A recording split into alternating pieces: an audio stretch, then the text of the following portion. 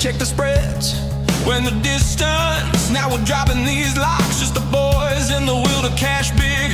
So many times it happens too fast. You trade your bankroll for glory. Don't lose your grip on the almanac pass. You must bet just to keep it alive. So the pick is in it, it's the thrill of the line. Dialing up to the challenge of the books, and the last known survivor starts his edge in the night. And he's watching us all. The pick is in. Face to face, out on the air, hanging tough, staying sharp. They stack the odds, still we take to the square for the win with the skill to survive. The pick is in, it's the thrill of the line. Dialing up to the challenge of the books, and the last known survivor stalks his edge in the night. And he's watching us all. The pick is in. The pick is in.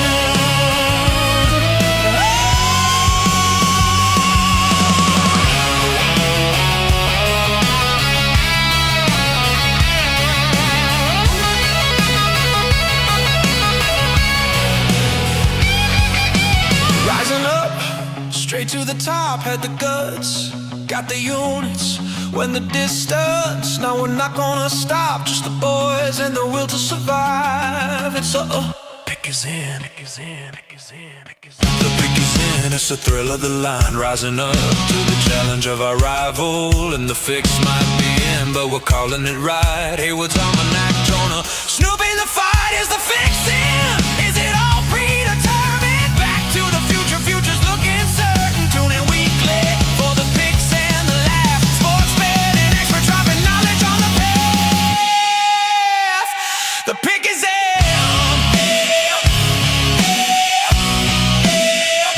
The pick is in.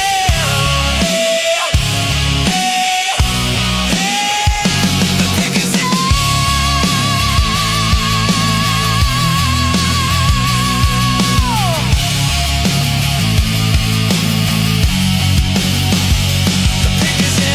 Pick is in, pick is in, pick is in.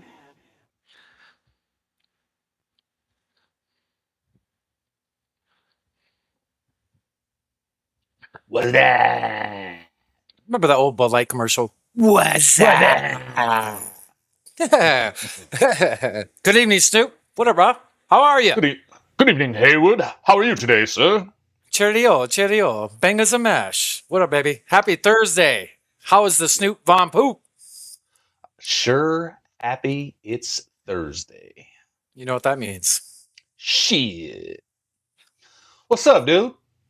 Welcome to the Pick is It, everybody. Appreciate all the support. Appreciate all you people out there. If it wasn't for the people at home, the show would never make it. So me and Snoop, thank you. Cheers to Snoop, the Doms, and everybody at home. We love you.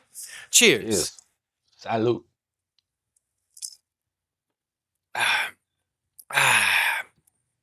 It's hot as Wanna balls tell- out. You want to tell people where they can check things out? Yeah, phoneboothpodcast.substack.com. Go check all your podcasts out. Man, we got some great people that work over there, including my co-host on the Here's the Thing podcast Tuesday nights at 6 p.m. EST. And we have the great boys over at the phone booth, the great Ted and Bill with the phone booth podcast. And then we also got some merch over on the site as well. $20 for a shirt. Pick any color you want. Get your threads. And they're freaking probably the most comfortable shirts I have is from the phone booth podcast at substack.com website. Yeah. Dude, my Pick is In shirt isn't here yet.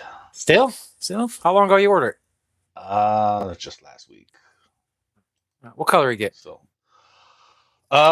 navy blue. Yeah, So I got the- Yeah, I got that dark navy blue coming in. Gotta represent my Bears a little bit. You know what I'm That's saying? right. That's right. That's right. And then follow us over at The Pick Is In, over on YouTube at The Pick Is In Podcast. Show us some love. We got all kinds of content going over there.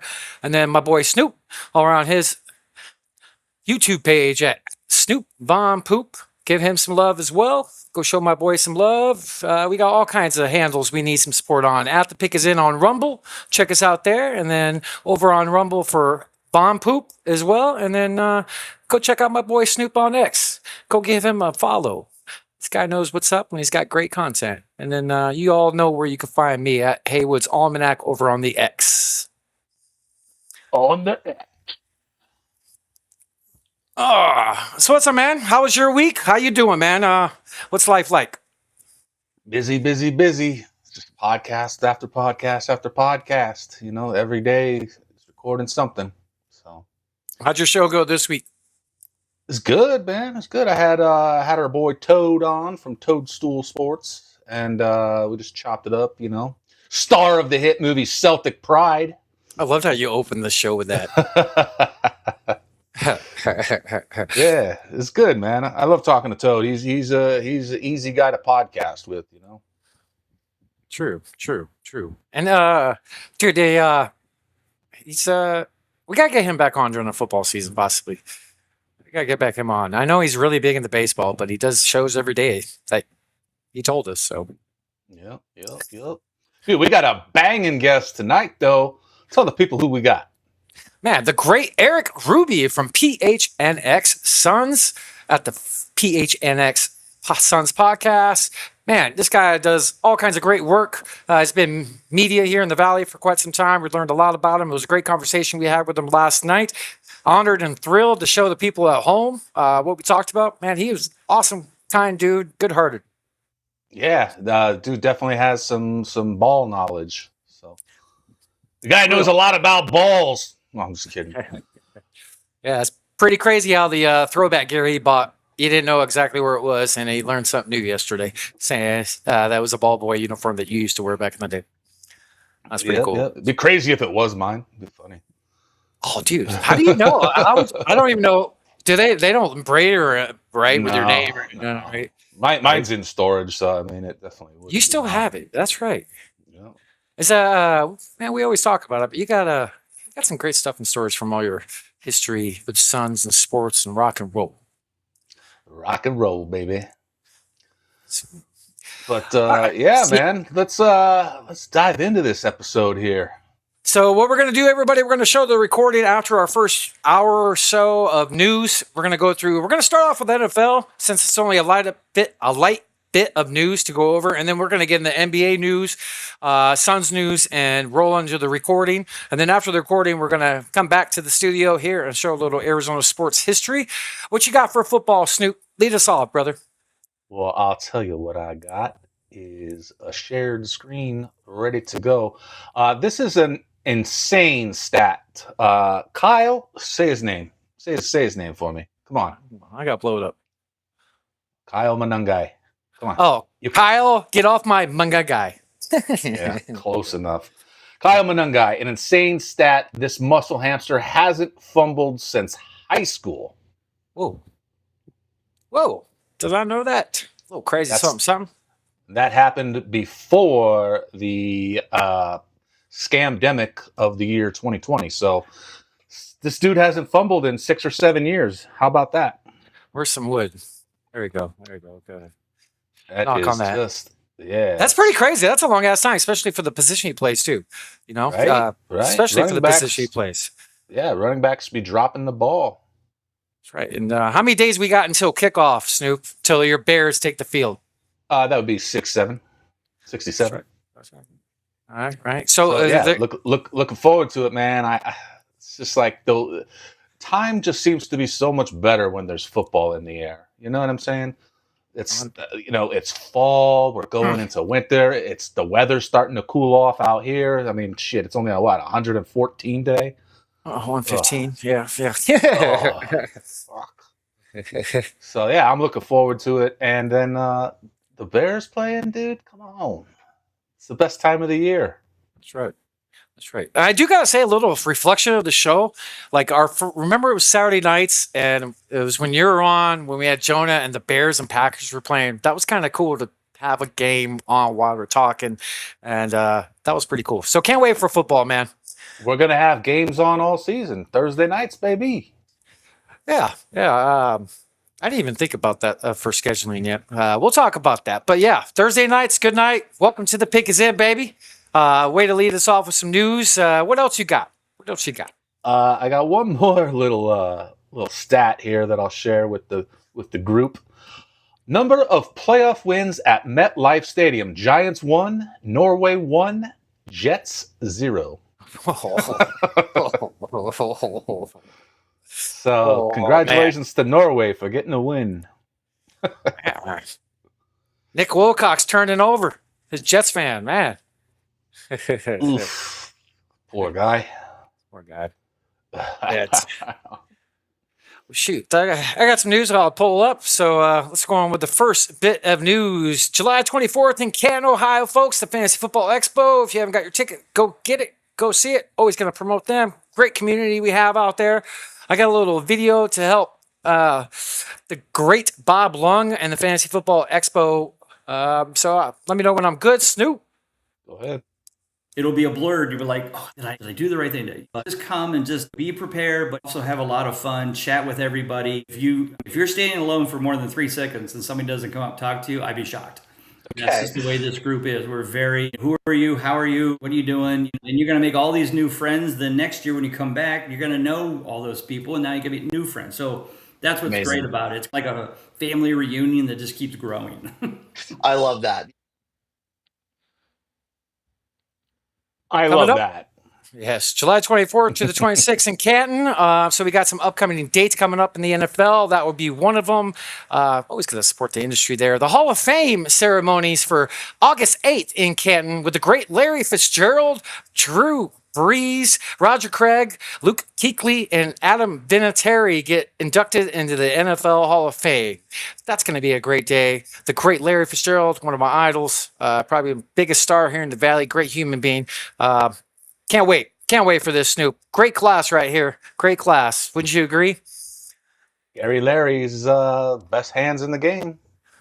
That's right. That's right. He got arguably one of the best kickers of all time, too, going in. Drew Brees. Roger Craig was a player I loved when I was a youngster. And then this guy, Luke Kuechly, very underrated, man. He was like the Peyton Manning of the defense as a linebacker in Carolina. He would literally call out the play before the play was snapped. That's how much tape he knew. Like, he just knew the plays before they were going to happen. So, with the next coming up dates, we got the NFL Hall of Fame game with my Arizona Cardinals playing the Carolina Panthers in Canton on August 6th. Man, that's like, 27 days away, Snoop. Can't wait, baby. Can't wait. And go ahead. Wow. I mean, it's coming up fast. Right. Some NFL dates for the NFL calendar year coming up. They changed the cut down day to August 30th now. So keep an eye on that. The trade deadline is November 10th. The Super Bowl is in SoFi Stadium on Valentine's Day. And then we got all the off-season stuff as well, like Scouting Combine. All those dates were announced. And the NFL Draft next year is going to be held in Washington, D.C. I think that's, let's see here. This will be the most expensive Super Bowl in history, dude. SoFi Stadium, I mean, the tickets are going to be outrageous, especially if the Rams go. Oh, shit. I didn't even think about that. Yeah. It's going to be wild. I don't think that still hasn't happened yet. A home team has not won the Super Bowl in the stadium. Yeah. What up, Foray? Thanks for reposting. Thank you. Shout out to all the people at home. Go ahead and drop a comment, everybody, if you're watching. Thank you for all the reposts. Appreciate the love and support in the space. We sure do. We couldn't do it without you. Dude, I had one more bit of news. I don't remember if we mentioned this last week or not, but Calais Campbell's mother was found dead inside her Atlanta home, and his brother has been charged with the murder. So sad news for the Cardinals family and Calais Campbell. It's terrible. That's horrible, man. Calais is a great human being. Great human. That's horrible. Yeah, we did. I think it was news right before the pod. We talked about it a little bit, but yeah, that's sad. So condolences to the family. All the people out there, give a prayer up for Calais Campbell and his family. They really need it. That's such a heartbreaking thing to go through, even think about. Yeah. Anything else you got on Snoop for some football? That's all I got on football, buddy. Well, I got one. I think I got one other thing here. Hold on a second. Yeah, I do. There was some Trey McBride news this week with the Arizona Cardinals. He was on the Bussin' with the Boys podcast. Shout out to Mr. AZ Sports. This is his post here. I'm going to go ahead and play it. There's no Arizona fans in Arizona. So I grew up in Arizona, and like, what was it, 07, 08 when they went to the Super Bowl? Yeah, it's the first time in my entire, I was like a junior in high school. It's the first time I ever saw like Arizona Cardinal hats out there ever. And then all of a sudden the Super Bowl was over and the hats just kind of went away. Everyone left. Yeah, it was like fairy dust. They'd all just kind of in the distance. Well, it's like, living in Arizona, no one's from Arizona. Everyone kind of has moved in from another state, so they're all fans of their own team. So now you have the Arizona that sits there, and there's no Arizona fans in Arizona. So it's a tough deal, but dude. Hopefully we start winning some games and we can bring some of those fans back. Yeah, so that kind of ruffed the feathers of some of the fans down here. And I'll be honest, this is secondhand city when it comes to our fan base. Everybody's from somewhere else, so it's going to take a long time before we actually have a huge following. Like, there's not many born and raised people here. It's going to take another 30, 40 years of a generation of families to actually like stay and live here, not come from somewhere else, to actually get that fan base up. But you've seen Bussin' with the Boys, haven't you? I have, yeah.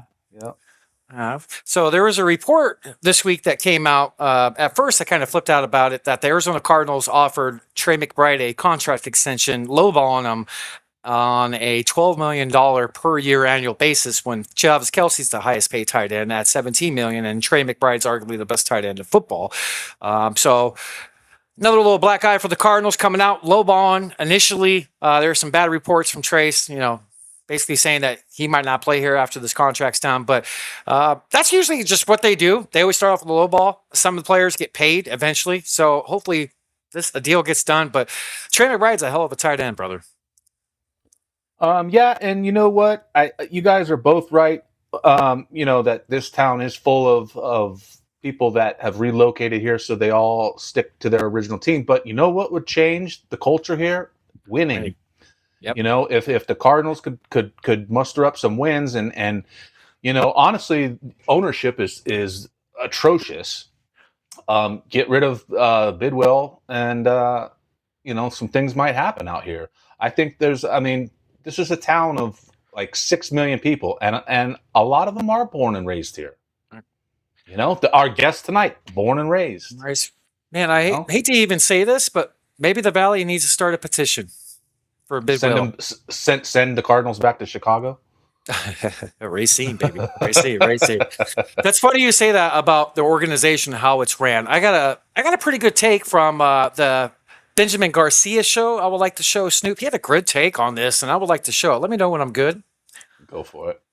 The other day, Trey McBride said there's no fans in Arizona. One, is Trey McBride wrong? The answer is no. There's not a lot of fans in Arizona rooting for the Arizona Cardinals. And I know Trey wasn't necessarily coming at the fans. He wasn't belittling them or attacking them. But as the star player on this team, sometimes you do just have to lie a little bit and say that the fans in Arizona are great and you love them. What you shouldn't do as the star player is go out there and say, yeah, there's no fans in Arizona. That's going to piss some people off. And it's going to force people like myself to say, so what? It's not fans' jobs to show up no matter what, despite what the local media will say. Your job is to capture our attention, and you're not doing that. The Arizona Cardinals have been atrocious to watch for the better part of 10 years. If a fan wants to be there and watch the team lose by 100 every week, go for it. But you can't get upset when it appears to be there's no fans in Arizona for the Cardinals. When your ownership is terrible, you continuously mess up the head coaching stuff. You continuously whiff on draft picks. And every time you get Cardinals fans' hopes up, like last year, you find a way to ruin all of it. But let's not be ignorant to the fact why fans aren't showing up. Fans aren't showing up because you're a bad football product, because you're hard to watch, and you're irrelevant. The other day, Trey McBride. Yeah, I mean, I think we're saying the same thing. Yeah. You know, It sucks that like our best player on the team can't walk away from a contract negotiation meeting the first time, leaving with a smile and happy. Like, I don't get it. it is shocking considering, what an elite player he is. If it was, somebody else, I maybe can understand, some negotiating. But I mean, what did you say they offered? 12? 12 per year annually. They have a history of starting off low. Like Buda Baker was lowballed, but he ended up becoming like the highest paid safety in the league. So eventually those will increase in numbers. But just to start that, yes, 12 million. I mean, Kelsey is a Hall of Famer. He is in shade of himself. He's still damn good, but he's not like the player he was. He's making 17. And McBride is the best tight end in football. Him and Brock Bowers. Yeah, I mean, I think you got to at least start at 14. If you're going to lowball, start at 14. Yeah. It's It's Buddha. Go ahead. Buddha posted something earlier today. I'll see if I can find it. Buddha was saying something about them lowballing someone, and I wasn't sure who he was referring to. It could have been about his contract because I remember they lowballed him initially, but ended up actually forking out the money later. Let's see what you got. Just want bro to get his shit done. He is not asking for what you think. Bro is asking for below the bare minimum. Let's just get it done. Wow. This is from like the leader of our team, not the best player, the leader. Yeah. Come on, Cardinals, get your shit together. Let's go. Oh. What up, Blue? How you doing, Blue? Yo. What's up, Yo, Blue? boys. I've been told I'm a good luck charm. Well, the Cardinals could use some luck, that's for sure. No, damn Skippy. All right, so football, that's all we got for some football news. That's all I got. Got anything else on that? No. But if we're gonna go into NBA right now, is that what we want to do? Yeah. I want to kick off with this because it's similar to what we're talking about right now, and fans not supporting the team. Check this out of Memphis. Let me see what you got. McDonald's medium French fries cost $4.19. The Grizzlies' home ticket price is $2. You can get 2 tickets to go to a Grizzlies game for less than a French fry at McDonald's. Is that real? $2? Yeah. Holy shit. I know I seen the prices low last year, and that was with Ja. Now they got rid of, Morant. Yeah, right. Jeez.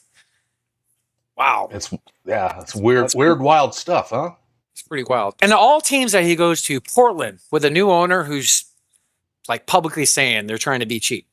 Like, it's crazy how the world works in sports. Isn't all business? Well, it's an entertainment business. It's all about the Benjamins. It's actually a decent song. What else you got, Snoop, for some football, brother? Or, excuse me, basketball. Dr. J says that if LeBron hadn't tried to form him to win, he would be in my top 10 of all time. I have him at 15th place behind Scottie Pippen. What do you think about that? Interesting. Is that a crazy take from the doctor? Wow. And like this is an old school cat saying this. That's crazy. Yeah. It's crazy. Yeah, and Bleacher Report also just put out their list of top 100 NBA players. Interesting. And Kobe is not in the top 10. Kobe is number 11. Dr. J is at number 20. But, they got the GOAT, Michael Jordan, at number 1, where he belongs. LeBron is number 2. I don't know if I agree with that. I really think you got to put, probably Kareem up there. Just, for his career length and, championships. And if it wasn't for the couple years in Milwaukee, I think he would have been a Laker his whole career. I don't know about some of this list. Will Chamberlain needs to be higher, I think. LeBron needs to be moved back, in my opinion. I think Barkley should be moved up just a little bit, like in front of Dave Robinson. I would definitely do. I don't know about that because the Admiral won championships. Barkley has no ring. True. And looking at now that you said that, looking at the list, where's the first person that hasn't won a championship? You're right. That would be Charles Barkley, probably. Yep. Good point, Snoop. Yeah. Wow. Artist Gilmore, 100? No shit. Wes Unseld, 70. Kyrie, 69. Steve Nash, 35. Behind James Harden. I don't agree with that. Harden, should not. I don't even know where Harden should fall. Not that high though. Right. George Mikan, 44. Interesting. Patrick Ewing, 40. Oh, dude, Bob Cousy, 37. Bob Cousy. Where's Dwayne Wade? I know I've seen his name on there. He's down here. He's down there. 23. 23. So, I mean, I don't, Dwayne Wade, yeah, I mean, I guess that's about where he should be. Interesting list. Rodman, 67. Chauncey Billups, 91st. Okay. Draymond Green is not in the top 100 players of all time. I'm sorry. Yeah, no, he's not. But I think they probably give him that because of how many championships he has.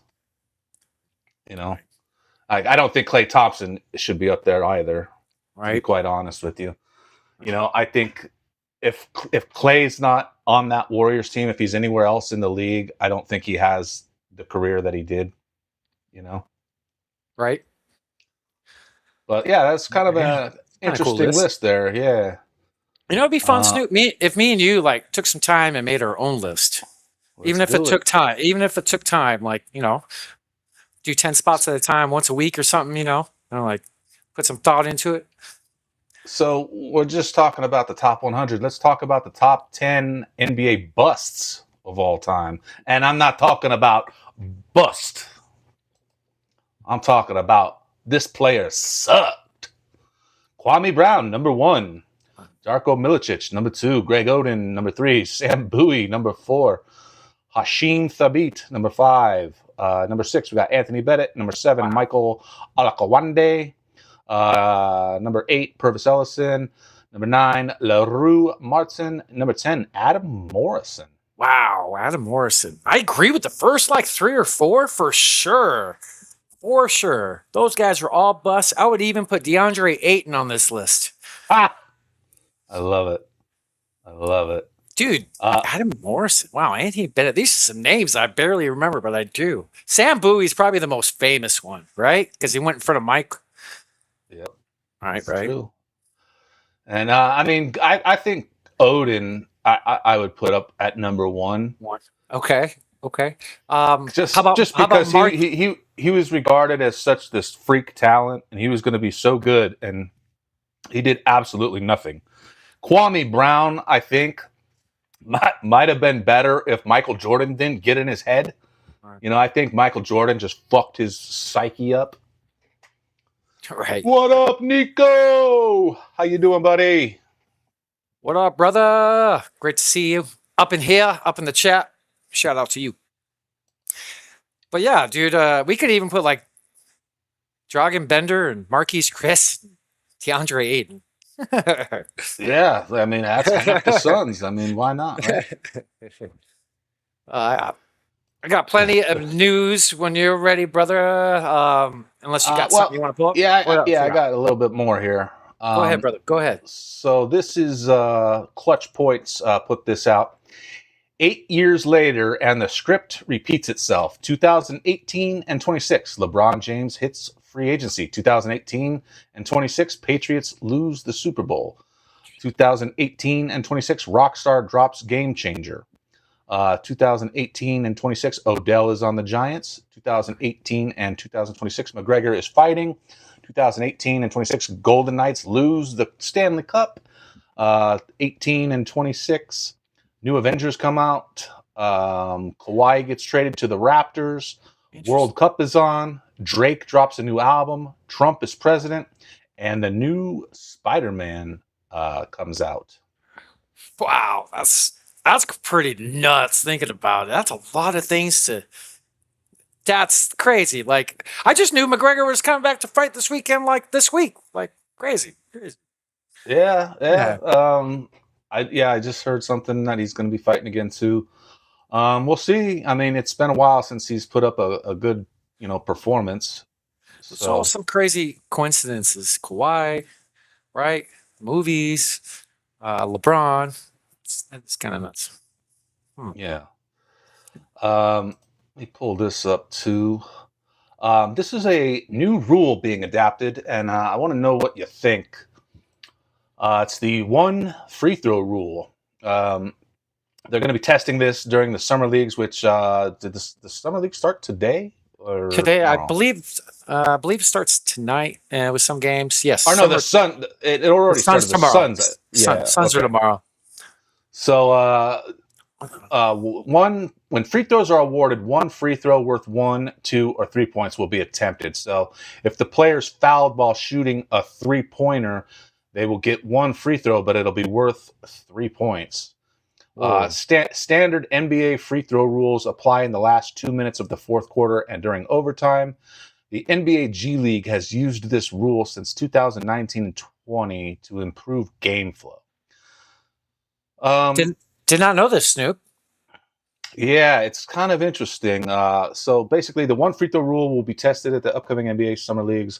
With this rule, any foul that would typically result in 1, 2, or 3 free throws under standard NBA rules will instead result in a single free throw attempt. That attempt will be worth the same total number of points as the free throws it replaces. I don't know if I like this. Don't know if I like it either. Thinking about it. Yeah, it's like you should have. So if it's not last 2 minutes, you get fouled on a 3-pointer. One free throw is worth 3 points. Is that what it's saying? Well, apparently not in the last 2 minutes of the fourth quarter. But the rest of the first 46 minutes, that's crazy, right? Because somebody gets fouled shooting a 3, they got 3 chances to miss, and now you're going to give them 1, and if they make it, they automatically get 3 points. What if they miss the second, and third free throw? I don't like this either. Just initially, this is the first time I heard about it. I will say this: you brought up something that I wanted to talk about. So. There is a problem with about free throws at the end of the game. Let me explain. If you're down by 3, hold on, let me explain this right. Let's say it's 10 seconds left. You got the ball. You're down by 3, right? The other team can foul you, put you on the line for 2, right? I don't like that strategy. I haven't. I just think it's a cop out. Okay, let's just put the guy in the free throw line because there's no chance of making 3. I think that's the free throw problem the NBA has. What's your thoughts on that? I get why they're doing it. They want to improve game flow. I just don't think that it makes the game competitive. Look, FFS Space Pod says speeds up the game. And that's exactly what it does. But there is that problem at the end of the game with the fouls. I've never been a big fan of how NBA games seem to linger on at the end like that.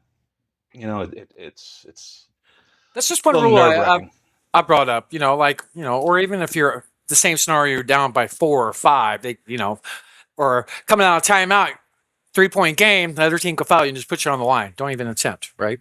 Yeah. What's up, Templar? What up, baby? Hey, chat. Don't forget to like and share this. It's free and it helps them grow. That's right. It's free. My favorite 4-letter F word. Free. F-R-E-E. That spells free. Cheers.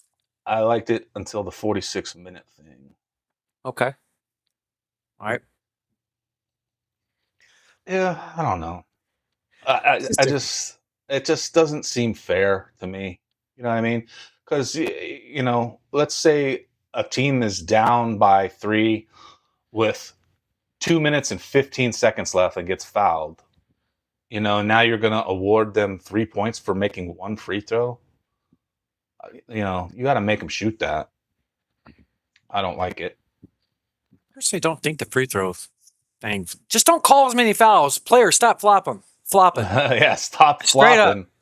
Just that's the problem right there. Is the players. You hear that, SGA? We're talking to you. So We know that you're out there watching. So stop it. our boy John Voida did a deep dive into him for the season that was crazy. He went through every shot that he attempted during the season. 38% of the time that he shot the ball, he was on the ground. That's nuts. Now, like thinking about players that go to the hoop, like a Dwayne Wade, his percentage was not that high, and that's all he did, right? Getting to the rim, right? Trying to cause a foul. He was always on the ground. But that's almost 4 out of 10 shots you're on the ground. It's crazy. That is crazy. I got one more little Stephen A. Smith clip, and I can't stand this guy personally, but I want to play this clip real quick. Flex's homeboy. Is it really? Well, no, I meant it sarcastic. Where the hell the Los Angeles Lakers think they going with a bunch of white dudes? Your 3 top players are white dudes? Really? This ain't golf. This ain't baseball. Hell, it ain't even soccer. What y'all think this is? It's basketball. In NBA history, when have you seen your 3 most prominent players on a basketball team all be white? And that takes you to the promised land. Somebody got to say it, so I'm saying it. This is basketball. I'm not complaining. I'm simply making the point. The Los Angeles Lakers, you ain't going anywhere being led by 3 white dudes in today's generation of basketball. I'm letting you know right now, it ain't happening. And Luka's a bad brother. And Austin Reeves is no scrub. And they both have earned what they have earned. And then with LeBron James or some other brothers, I get. But those 2 and Walker Kessler, you ain't scaring anybody with that. And Rob Pelinka has done made this white dude central. No wonder LeBron James walked out the door. No wonder LeBron James walked out the doors because they didn't even want LeBron back. LeBron walked because they were forcing him to. They weren't going to sign him. Plus, I heard he didn't want to play there either, too. It was mutual. Yeah. The best thing about that clip was the image at the bottom. That fire graphic. Other than that, garbage. Garbage. Dude, do we not remember Bob Cousy, John Havlicek? And I'm sure if I look through a roster, I could find one more legit white dude on the Boston Celtics. I know they had Russell, but come on. Good point, good point, Stu. And this guy's talking about running for president. Fuck this guy. I'm going to give him a big old fucking bird right there. That's from Larry. Hey, give him a trumpet, Snoop. Give him a trumpet. Stephen A. Smith, Snoop's got something for you. Yeah, where is it? So fuck Stephen A. Smith. We don't like you here at the Pick is In. Templar, he don't like you either. All right? Stephen A. Smith, stay off the weed. Hey, don't be blaming the drugs, man. Stay off the weed, man. Don't blame the weed, man. That's right. Stephen A. Smith. Calling the Lakers basically the Indiana Hoosiers. Right? Man. Yeah, pretty much. Pretty much. I got 2 more things, but let's wait till after your stuff, and then we'll play these last 2 things. All right, Snoop. Dive in some news. I got something shared up on the screen I'd like to share. Donovan Mitchell reached an agreement. Contract extension. Tons of money here. $273 million off a 4-year extension with a player option for the 2030, 2031 year. My gosh, that is just a buttload of money. So it breaks down in year 1, $60.9 million. Year 2, $65.8 million. Year 3, $70.6 million. And year 4, $75.5 million, which will be the highest in the NBA, surpassing Devin Booker's mark. Snoop, thoughts? Man, I'm okay with these players making money and making a good amount of money at that. But you know what's happening is these exorbitant salaries are hurting the fans. They're making it unaffordable for people to go to games. You know what I mean? And it's only gonna get worse. You know what I mean? Like a family of 4 or 5 trying to go to a basketball game, you're looking at thousands of dollars. I mean, when we were kids growing up, it would be less than $100 maybe. And that was a lot back then too. You know, Yeah. I think it's just the world that we live in type of problem. That's the problem. Everything keeps going up and up and up. Everybody is struggling to survive. Like literally.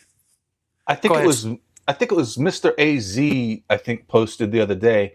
Mr. AC that Sports. he went to a game. It must have been a Diamondbacks game, and he said that the parking was $50. Yeah. The ticket was $30 or something like Yeah. that. You're like, what the fuck, dude? $50 to park for a couple hours? I think it was a weekday game too. That's the parking down there is ridiculous. Even though the Diamondbacks are most affordable team in baseball to go see a game, besides parking, they're really cheap. They have Whoa. $4. Luca What's he is not say? a white dude. He's Latvian. What the fuck is he then? Are Eastern Europeans are considered white? Aren't they? Are they considered Asian? I mean, what? I know Middle East. Russians could be considered Asians, I guess. So maybe Latvia could be. It just proves that Stephen A. Smith's take was garbage. Yeah, Just proves that. for Dude. sure. A lot of people gave Booker grief with this money he's making. Well, it's you got to think about this. It's about the same percentage of the cap every year. The cap is just increasing. That's the problem. And I agree with you, Snoop.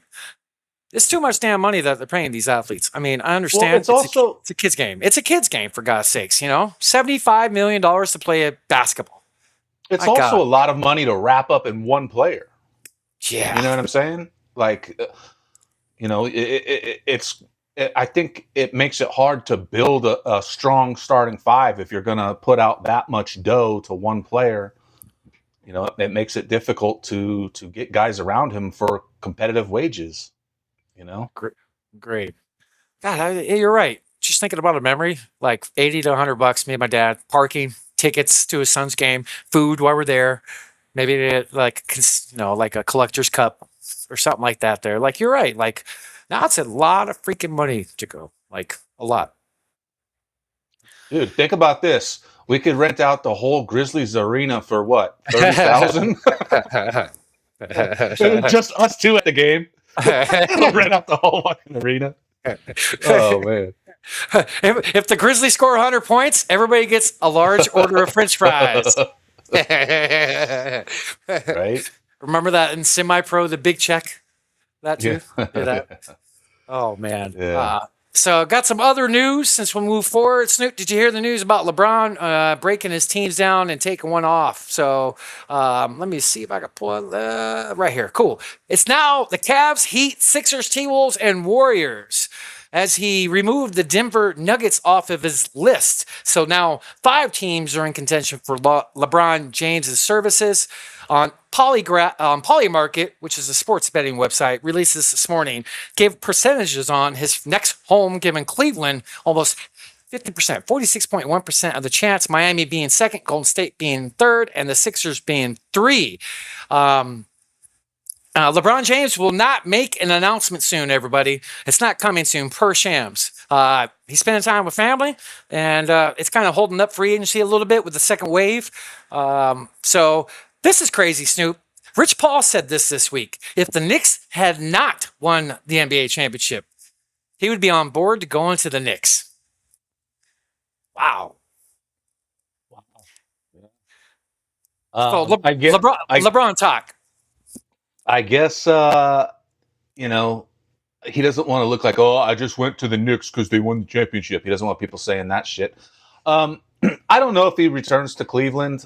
I know that seems to be the most common choice, and I think that's just because he was just back there vacationing. He was back in Ohio, I think, for the 4th of July or something. Yeah, he's still there. He was golfing today there. Yeah, I mean, he's probably got family and friends back there. Of course, he's going to go back there. I mean, I heard or I read something else this morning that that could be what's holding up the Bridges' deal to the Suns is because Minnesota is waiting to see what LeBron does, and then now they might be interested in Royce O'Neal going to Yep.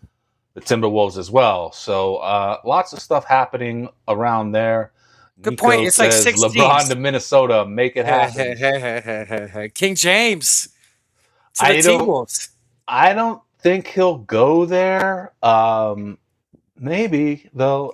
It just doesn't seem like a market that he would want to go to. I would say the two teams to choose from would be Cleveland or Miami. And it's I don't know. It's just hard. It's hard to. I don't know, man. He's holding up things, and you're right. There's like 6 teams there. It's all dominoes. Like there's a lot of trades that are not official yet because of this domino effect from LeBron, other trades as well. Yeah, there's a lot of wait and see. I mean, we officially announced the Bridges deal today, but there's a lot of dominoes. You're totally right with that. Totally right. So we'll see how it plays out, Snoop. Yeah, I'm actually kind of surprised that he didn't have interest in coming to Phoenix, being as that Yeah. his other kid plays at U of A. So I was kind of surprised by that too.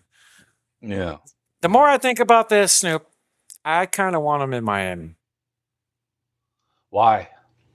because he would be a great facilitator there. You guys need one. I think he would change his game. I think he could probably lead the league in assists if he went to Miami. Y'all know you want to see Ant LaMelo and Braun. No, I sure don't. No. No. I don't like any of those 3 players. I mean, I can tolerate Braun like when he was in Miami, and I mean, I guess I wouldn't mind seeing him back in Miami either. I don't think the Miami fan base really wants him back after the way he left. So. What do you say? Come on, man. Come on, man. That should be our next soundbite. Yeah, right. That's a good one. All right. So I don't know. It'll be interesting to see where he lands. And like you said, it is holding up a lot of things around the NBA. So it would be nice if he would just shit or get off the pot. Yeah. It'd be kind of cool. We talked about this last week. Espo brought up a good point and posted something. Shout out to him. He's like, how you have the decision and he's on TV? Why don't you have the decision from the teams pitch him on TV? Have those 4 or 5 teams go on a show with him and just pitch him and have America watch it. That'd be kind of cool since he did the decision. I don't know. Like an episode of Shark Tank. Yeah. Or like Weakest Link. Yeah, right. Talk to your boy Joe Cirillo, see if he can set it up. He knows TV people. He does. Shout out to Joe. So we got some other news I want to go over real quick. Some signings from this past week. In other news, restricted free agent. Tari Eason agreed to a 5-year, $81.5 million deal to return to the Houston Rockets. The deal is fully guaranteed. He's a good player.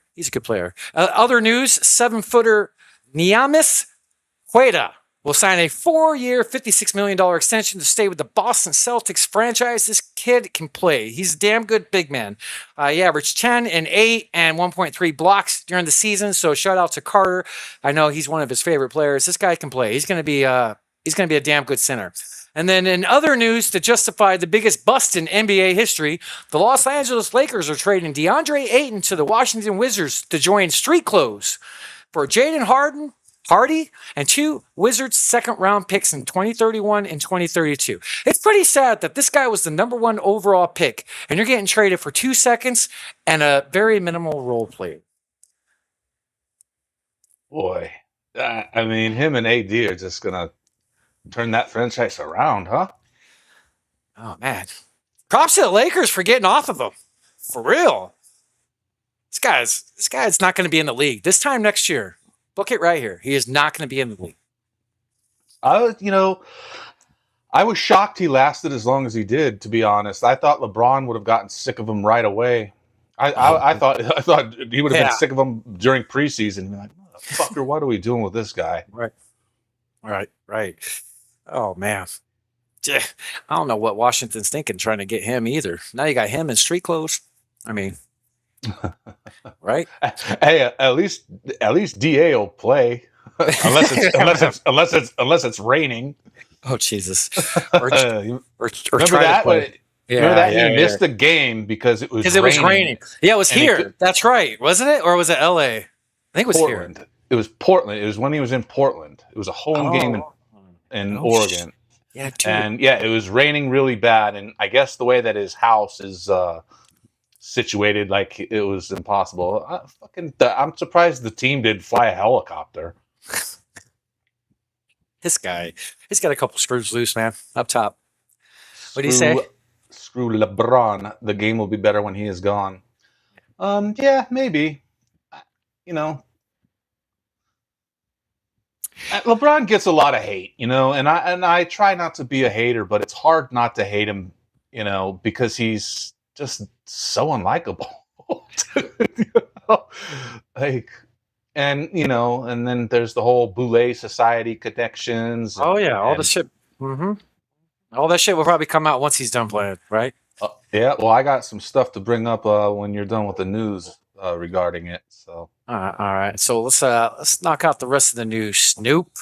Sacramento Kings are waving DeMar DeRozan, making the 6-time All-Star, one of the top free agents available per ESPN. Can I ask you a question? Yeah. Okay. Well, I mean, you kind of answered it right there, but I mean, he's a top free agent. He's one of them. He really. What did he do in Sacramento? You didn't hear much about him. He was 20, and he's what, 14th, 15th season? He's deep. He's getting old. I think he averaged like 19, 20 this past year. He was averaging about 21, 22 in the last couple of years. But I mean, I'm not a fan. I guess, if he wanted to go play somewhere for the vet minimum, whatever, but I just don't see him as a hot commodity. This news is a couple days old. It's not like people are calling him up. You know what I'm saying? Right. Yeah, we'll see. If this guy was a point guard, I'd be all about maybe talking to him, but he's not. But yeah, I think he's definitely on the downswing of his career, and we'll see what team swoops up on him. Yeah, I know there's a lot of chatter from Miami, but I don't know about that one either. Okay. In other news, free agent Rui Hachimura agreed on a 2-year, $28 million deal to sign with the Clippers. He's not moving anywhere far. Same arena from the Lakers to the Clippers. Quietly, the Lakers are having a pretty decent offseason, in my opinion. And in other news... What are you doing with 3 white boys at Haywood? Oh, Jesus, Steven. The Hoosiers. And then, you talked about that 6-team trade that's on hold because all these dominoes. It's too much to describe, so I'm not going to get into it there. It's just really too much to describe. Did you hear about Jalen Brunson undergoing surgery on his left wrist, Snoop? He's expected to return to basketball activities later this summer. I did not hear about that.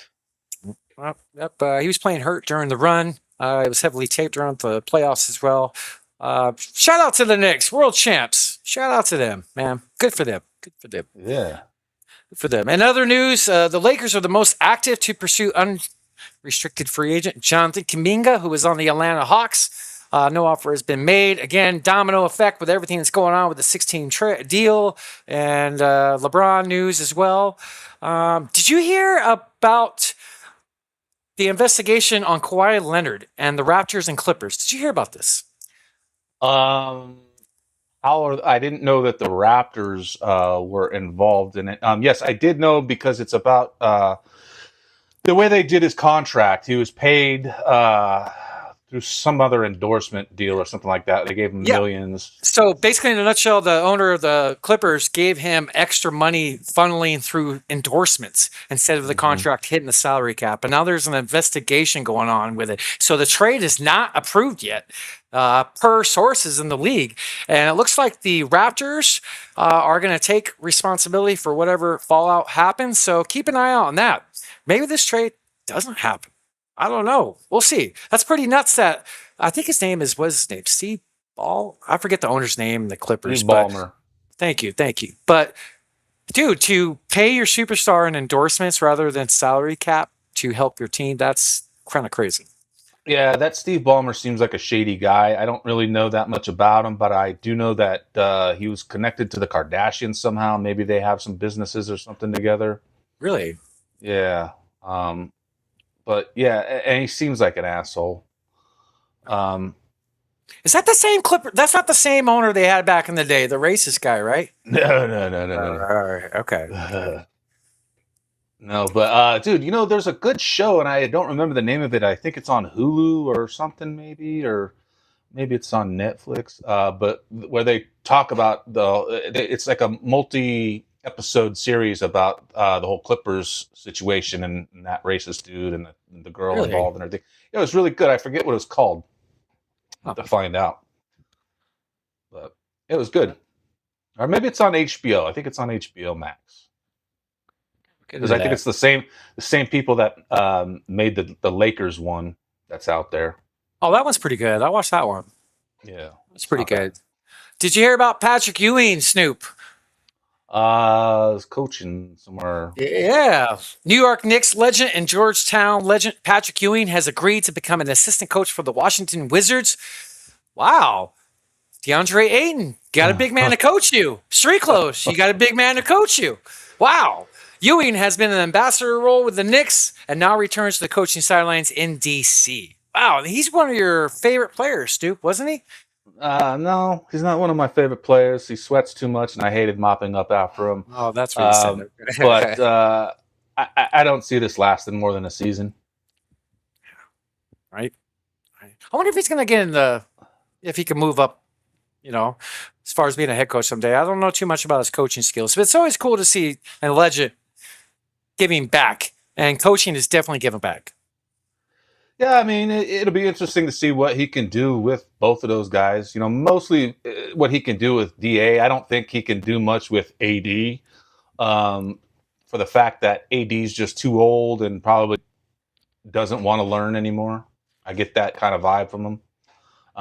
But man, I will say this, Snoop. I'll say this: if the Wizards had this team a couple years ago, it'd be kind of scary, right? Yeah. With Trae Young, right? AD. Ayton a few years ago when he actually was playing pretty good. A couple years, when he was light at the back end of his career with us, he played pretty damn good, especially those playoffs. But man, I don't agree. It's hard. It's hard to have a good team when your star player being Anthony Davis is going to miss half the season every year, and then DeAndre Ayton can't even go up to the basket strong. It's going to be hard for them to win. Agree. Shoot. Let's see. I got two more things of news to power through real fast. So, here's a percentage of breakdown as of July 9th, as far as the percentage of players that finished the 25-26 season are under contract for next year. Player retention remains a high priority in the league, and so does draft picks. So I'll just give you a little breakdown. We still got a lot of free agents still out there. Not as big as what it was. And then in other news, this hits home. And we talk about this in our recording with the great Erik Ruby. Talk about this, Snoop. Jerry Colangelo. Man, might be getting a franchise in Vegas. NBA Hall of Fame member Jerry Colangelo is part of an investment group pursuing an expansion team in Las Vegas that they would be called the Las Vegas Jacks. Colangelo is the former owner of the Suns. Colangelo's group includes a brand new state-of-the-art arena on the Las Vegas Strip. And what was the other names in his team, Snoop? The other names in his team? Yeah, like Vinny Del Negro is part of this team that's trying to buy Vinny Del Negro. I'm not sure who else. I know that I think they've already raised, $8 billion. I think they have for the team, and they're projected, if they are approved, the franchise is projected to go up to 14 million or billion. I mean, damn, and that includes the arena, I believe. I could be wrong. Oh. The name sucks. The Las Vegas Jacks. I don't like it at all. I think they're playing off of the Las Vegas Aces. So I think that's kind of the thought process behind it. What do you think, Snoop, for a name? What do you think? Just off top, being from Vegas. I don't know. Las Vegas. There's a lot of things they could go with. I guess. I really don't know. I don't like the Jacks either. Yeah, I don't have a suggestion. You know, I'd have to really think about it.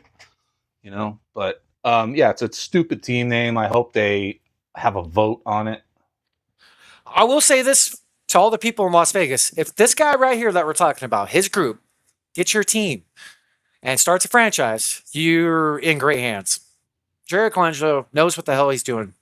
He straight up single-handedly saved U.S. basketball in the Olympics as well. People forget about that. And he's the one that brought those redeem teams. Remember, if there's a period of time the star players didn't want to play in the Olympics, he's the one that got it back to USA winning gold consistently. Yep. So you're in great hands, Las Vegas. This happens. I wonder if Brian will be involved in it or not. I wonder too. We got to look into what I don't even know what he's doing these days. What's up, Cram? What up, Cram? Las Vegas Deuces. Ooh, it's not bad. It's better than Jack's. Yeah, it is better than Jack's. I kind of like the Deuces. Isn't there like the Aces? Is that the WNBA team there? Right? Yeah. Mm-hmm. Don't they have a minor league baseball team there? Hey, WNBA champion Las Vegas Aces. Put some respect on it. Okay. Champion.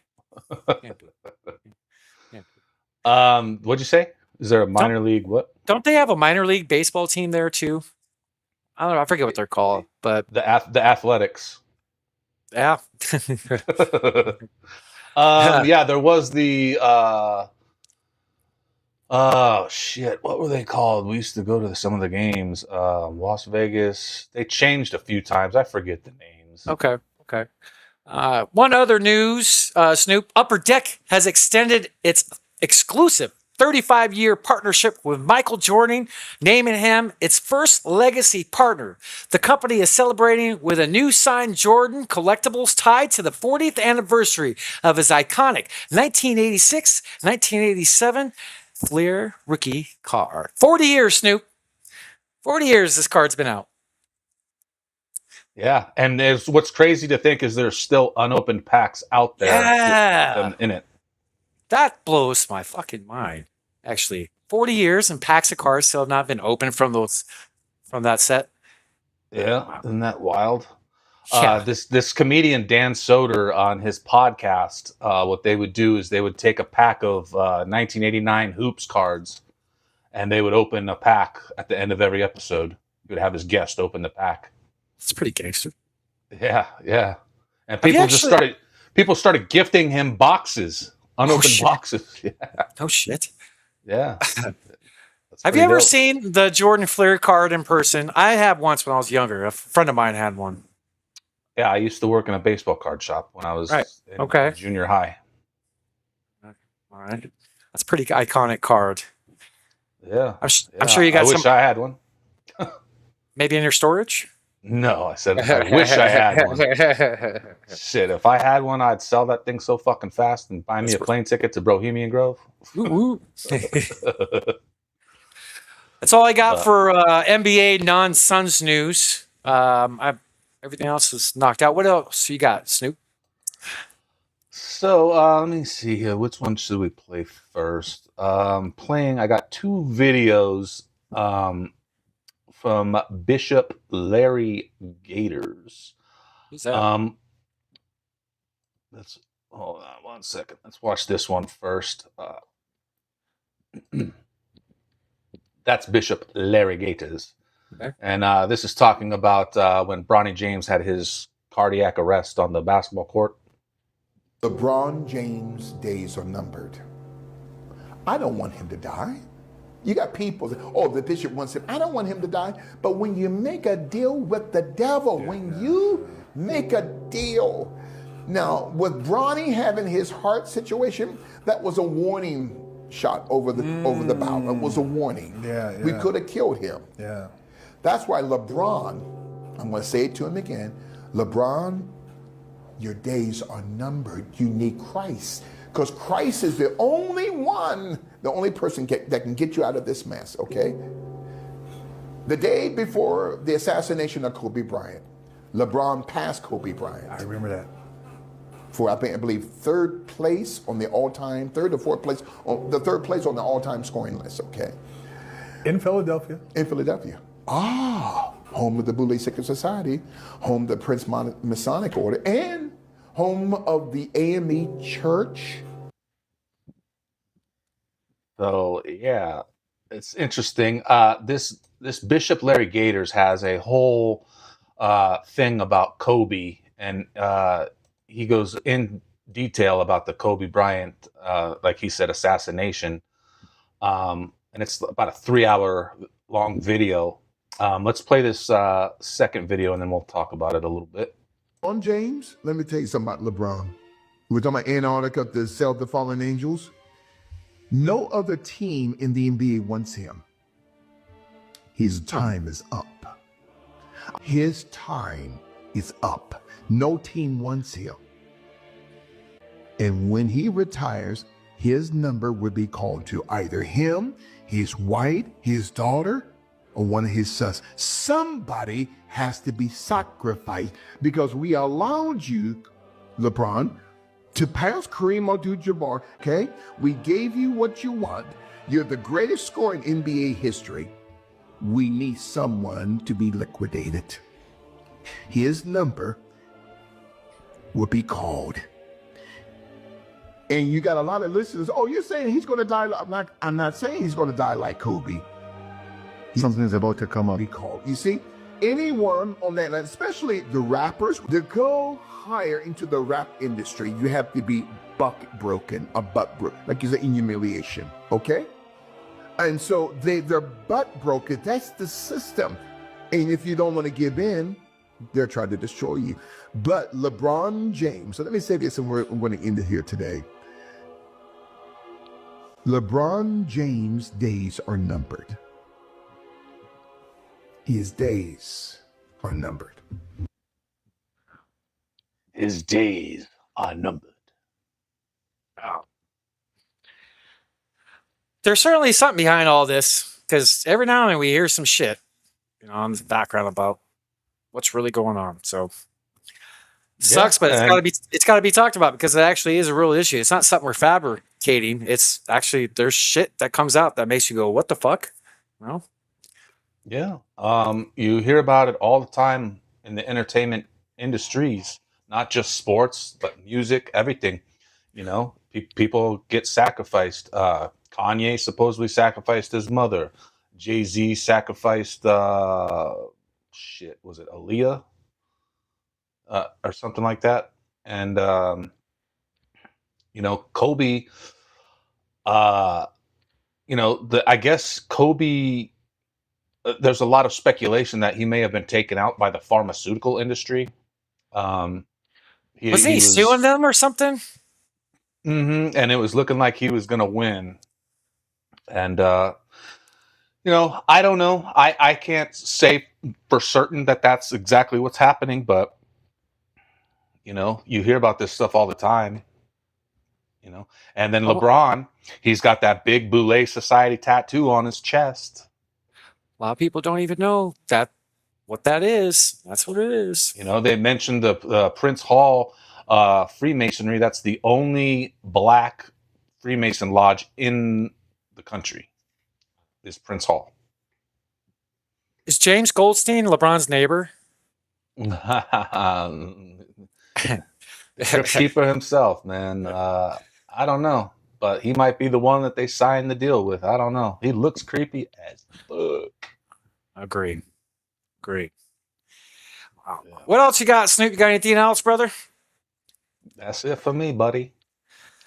Oh, we got an amazing interview with the great Erik Ruby, and then what? We'll come back after that, and we'll talk a little bit more about some Arizona sports history.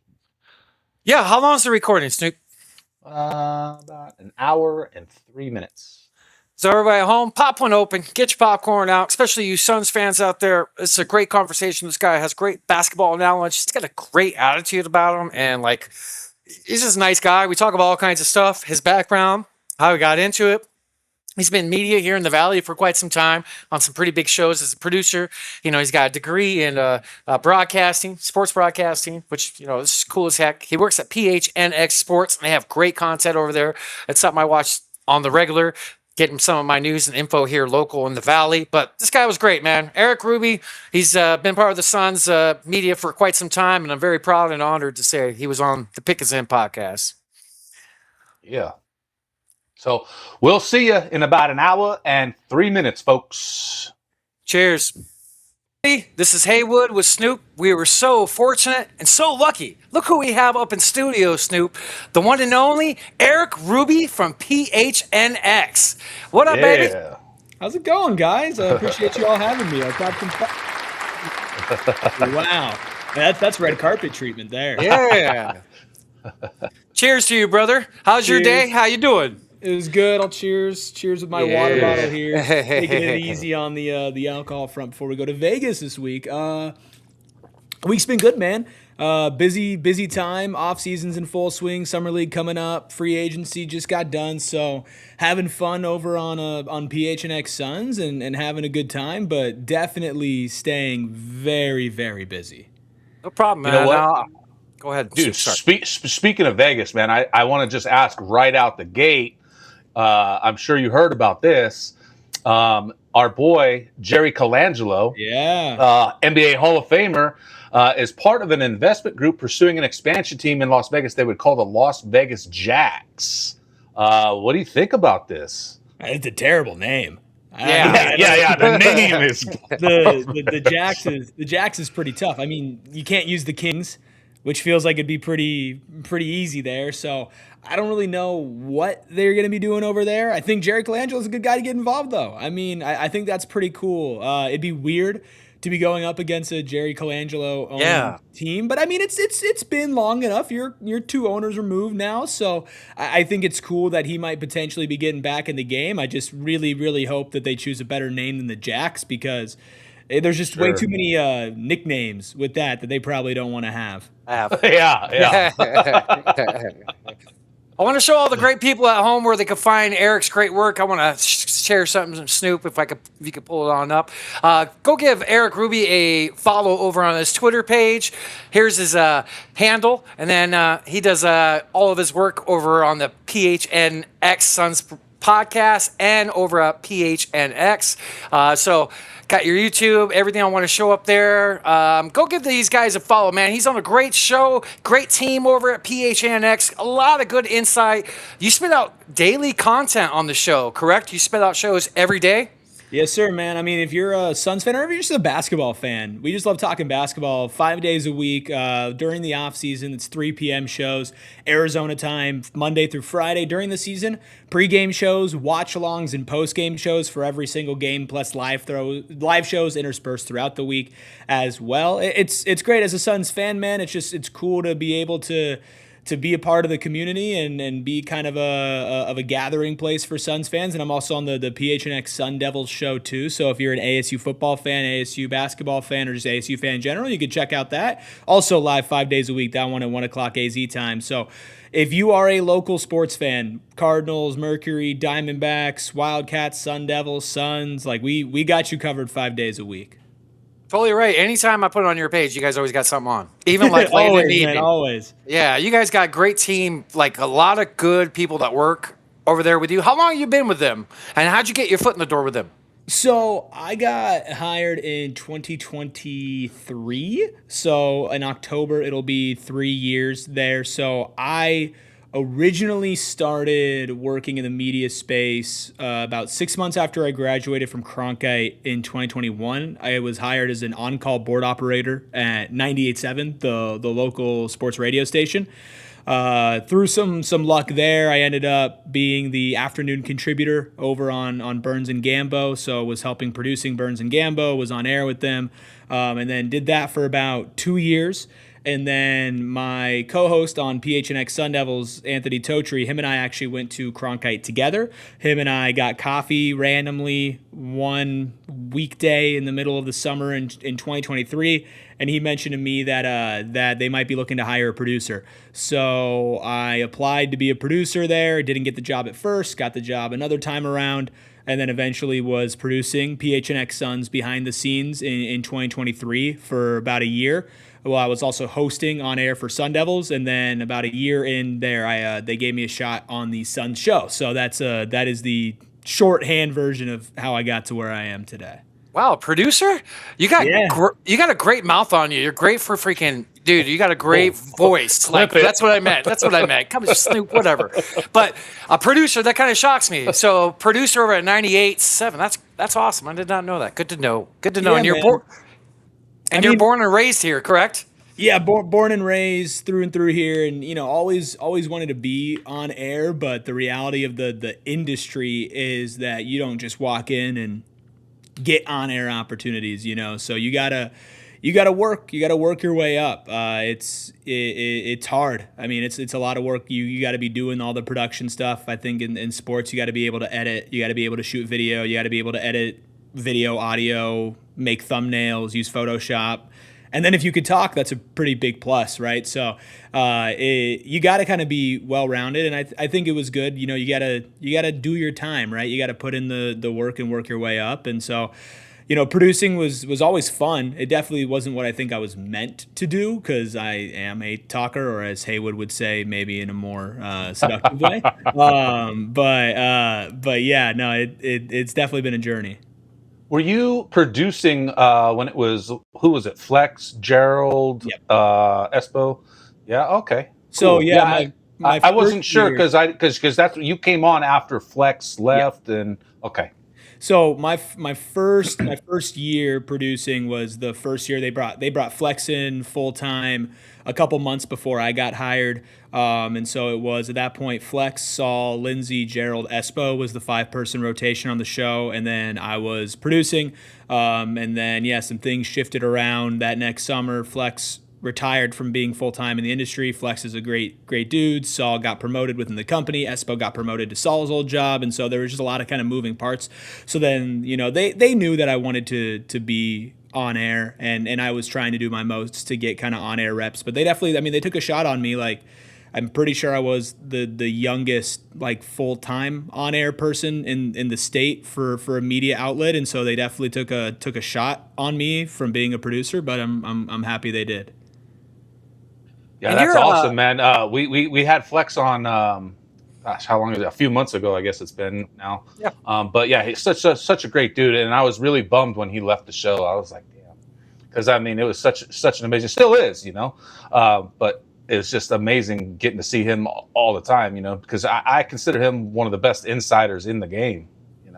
Agreed. And working with him, man, he's a good dude. Cameras on, cameras off, like that's my guy, man. Him and I clicked really instantly, and he is he knows more than even what he shares, and I think that's what people don't understand about being an insider is there's so much more that and you don't share, and so a lot of people go at him for stuff they don't really know what they're talking about. Right. But no, he's a good dude, and he's very plugged in, and it was definitely rough to see him go, because he brings a certain type of energy that's hard to replicate even beyond all the insider stuff and sources.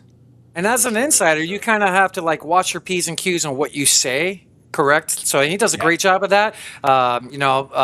You're talking about your crew that you have now. You have Gil, right? You have Steven, I believe, right? Good mix. I like your little comedic things that you do with them. You guys are a good mix together. Steven brings a little basketball IQ, and you're the Gil's new, correct? He jumped on recently, correct?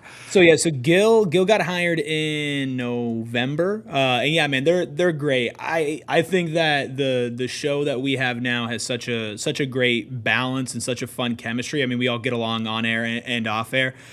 Steven's the smartest basketball mind I've ever met. It's honestly insane. I really don't understand how he operates. He will be a coach one day or on a coaching staff. I was going to ask you if he coaches.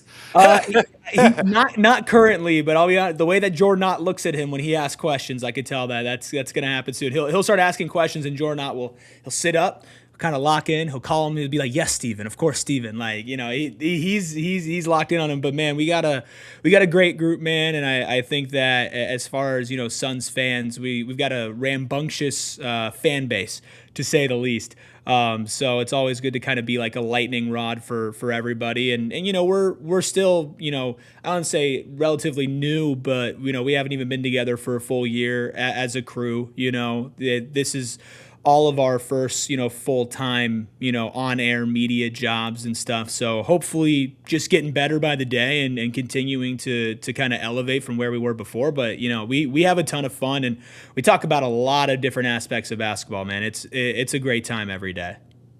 Yeah, I haven't missed a show in a while. I'm pretty glued, so you got a viewer here. I'm very not just entertained, but educated. You guys have a good mix, all three of you guys. So keep it up, keep up the great work, and I mean that. So, and you know, somebody that I'm born and raised here like you. Snoop's been a longtime Suns fan. You're a vintage NBA gear enthusiast, dude. I mean, man, Come on. I can't believe how bad sports gear is nowadays, man. It's actually like relatively depressing. Like I'll go around, me and my wife love to go like kind of thrifting and antiquing and stuff like that. That's one of our main hobbies that we do. And somehow like all these like antique stores, every once in a while you'll just be like, wow, that's the coolest piece of like Suns merch that I've ever seen. And just the quality is so high. And I think the Suns specifically had such a good kind of like 90s era. Like the Suns and the Hornets are kind of like these two teams where you look at like their 90s vintage gear and it's just like everything hits. But honestly, it's just the quality. Like you wear a t-shirt nowadays from, I'm not going to name anywhere, but like you wear a t-shirt and it could fall apart in like 3 washes. Meanwhile, these things from the 90s and maybe the early 2000s, like they've been around and they're in way better condition than anything that you see that's made in post 2015, basically. So can you explain this fit to me? Of course I can. I'd love to explain that fit. Cool. So, I'm ready to hear it. That's gangster. So that was one of, I think that's my most recent purchase. With the pants too? So that's the thing, right? So I was out at an antique store with my wife, and I saw that, and I took a picture of it because I'd never, like, I see so many of those jackets, right? Like I've seen jumpsuits and, you know, everything like that. Like I'm aware that was a thing in the 90s, but I had not seen a Suns jacket with like the matching pants. So I took a picture of it and I posted it on Twitter, and I'm like, wow, this is really cool. I haven't seen something like this before, but it was pretty expensive. So I was like, I'm going to be responsible and I'm going to walk away from this, even though it pains me. The tweet blew up. Everybody was like, you have to get this. Then people started being like, I'm going to go get it. And then they started naming the store where it was at. And I'm like, okay, there's too much heat on this right now. So I called the next morning and I purchased it over the phone, because I was like, I couldn't get it out of my head, and I was like, all right, I gotta wear it on draft night, and it's pretty comfy, man. Like those pants, it's like sweatpants on the inside. So it was a great purchase. So do you know what it is? Yeah, I mean, obviously it's an All-Star weekend uniform, but do you know what it is? I know it's a starter jacket, and I think I don't know if it's any player worn anything. I'm pretty sure it was just something that was just sold for fans. But yeah, I mean, so I'm going to tell you what it is, because I have the exact same one. Oh, do you? I do. I was a ball boy for the Suns. Oh, and in 1994-95, I was a ball boy, which was the year of the All-Star game. That was the uniform they gave us to wear during All-Star weekend. Oh, wow. Right. I didn't know that. So that right there is an All-Star weekend Phoenix Suns ball boy uniform. Wow. That's awesome. I appreciate So now I don't know. They may have sold, you know, the jacket retail wise. They may have. I don't know. But that is for sure what we wore All-Star weekend. Dude, and the hat is a match too, by the way. Oh, yeah. So that hat, I'll bring it up again. Yeah. I bought that hat from a friend of mine that I met kind of looking around and finding vintage sports gear. He's really, really great. He actually makes some clothes that I wear on air sometimes, but he was selling that hat the first time that I met him. I had a whole conversation with him, and that hat is authentic from back then too. That's the whole fit. I did not know that was a that was a ball boy one. Man, that's really, really cool. I appreciate you telling me that. I got even more of an affinity towards that now because I just love the history of this type of stuff. Yes. That's great. Yeah, I was blown away. I was blown away when I saw you post that. And then, if you know who Sun's uniform tracker is, I don't know if you follow him. He posted a shirt that us ball boys wore for preseason that same season. And I was like, holy shit, dude, that's crazy that you guys are finding these things out there. I'm like, wow. Mine are sitting in storage in Las Vegas right now. I mean, hey, at least you got them though. At least you know where they are, because the thing that I can't believe is that like people are parting with this stuff. Like I see some of the coolest stuff, and I get like you can make a good amount of money off of it. Like a lot of the jackets like are selling for. I saw some that were selling for like $300, like these Palace starter jackets, like whatever they are. You can make a lot of money, but to me, it's just like I can't imagine getting rid of anything like that ever. Even if you're not going to wear it, like I'm pretty lucky that like I can kind of justify spending money on these things because it's like, well, I can actually wear it to work and it's like somewhat like encouraged. So even if you're not going to wear it, you got to keep it. I just can't imagine giving up that type of stuff. Well, I have to imagine that you know people pass away or something, and then people inherit it and they don't know what it is or what to do with it, so they're just like, oh, here, we'll just donate it to Goodwill or whatever, you know. It's that's the only thing I can think of as to why someone would get rid of it. Some people also just like I think that some people don't care, right? Like some people don't care or don't understand, and maybe they cared a long time ago, but they don't really care anymore. And also, I mean, you can make a good amount of money like selling them too. But dude, I'm a way bigger fan of that purchase now. I'm very glad I did that. I'm a huge fan of it. Yeah. Like I couldn't believe it when like I said, when you posted it just a couple weeks ago, I was like, holy cow, look at that. That's so cool, man. That's so cool. Yeah. And you're totally right about the starters back in the day, like the material, it lasted way longer. Like I had a starter jacket for like 25 years and it never peeled. No matter how many times I washed it, like you're right, the quality was just better. And they're designed to take all the wind, bro. The windbreakers, man. No, it is pretty crazy, man. Like you can find some of just the coolest stuff, and the Suns were a really cool team in the '90s, and I think part of like that popularity also kind of upped how much it was being sold. And like you guys know this, like Phoenix is a Suns town through and through. Like when this team is good, there's nothing like it. And hey, I don't know if you know, they're pretty damn good. Yeah, I just think that there was like this huge boom. And honestly, though, like I didn't see a lot of this stuff. Maybe I just wasn't looking close enough. But like 5 years ago-ish, like I just wasn't seeing this type of stuff out there. And so I get obsessed with it. And it's kind of fun. Like I love looking at all the antiques and stuff with my wife. And like our whole house is like decorated with it. But then every once in a while, like I look over to the side and I'm like, ooh. There's a little sports booth. I can go look over there. And then I see stuff like that. That one was in the middle of like nowhere. Like it wasn't even a sports booth. It was like a random clothing rack next to like a place that was like selling plants. And there's just this apparently an all-star, ball boy warm up. And I was like, it was the most random thing. I've never seen anything like it before. It was fate. I'll call it fate. So, how long have you been a lifelong Suns fan? How old are you? Do you remember your first game? And who's some of your Mount Rushmore Phoenix Suns players of all time on your personal list? Not maybe the best on yours. So I'm 27. And I was a little late to sports fandom. I come from a sports fandom household. My dad is a huge all Arizona sports fan. My mom was actually born right outside of LA. So my mom grew up a Lakers fan, all that stuff. Now, when she moved here, she adopted almost every team except for the Suns, which was brutal. But it's like, I mean, look, if you grew up a Lakers fan, that's different than joining the bandwagon. But we've definitely had our familial beef over it.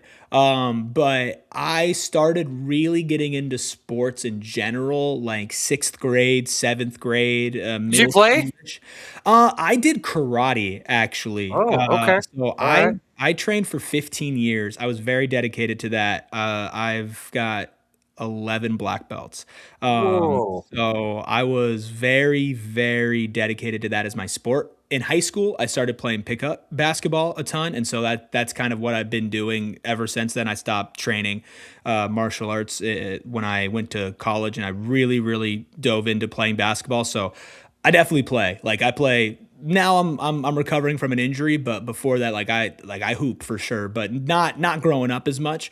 But I started just really getting into sports, and I think it was kind of cool because like I kind of fell in love with the NBA a little later in life. And so I like middle school ish, and so I kind of got to go back and do all like the history and deep dives and everything like that.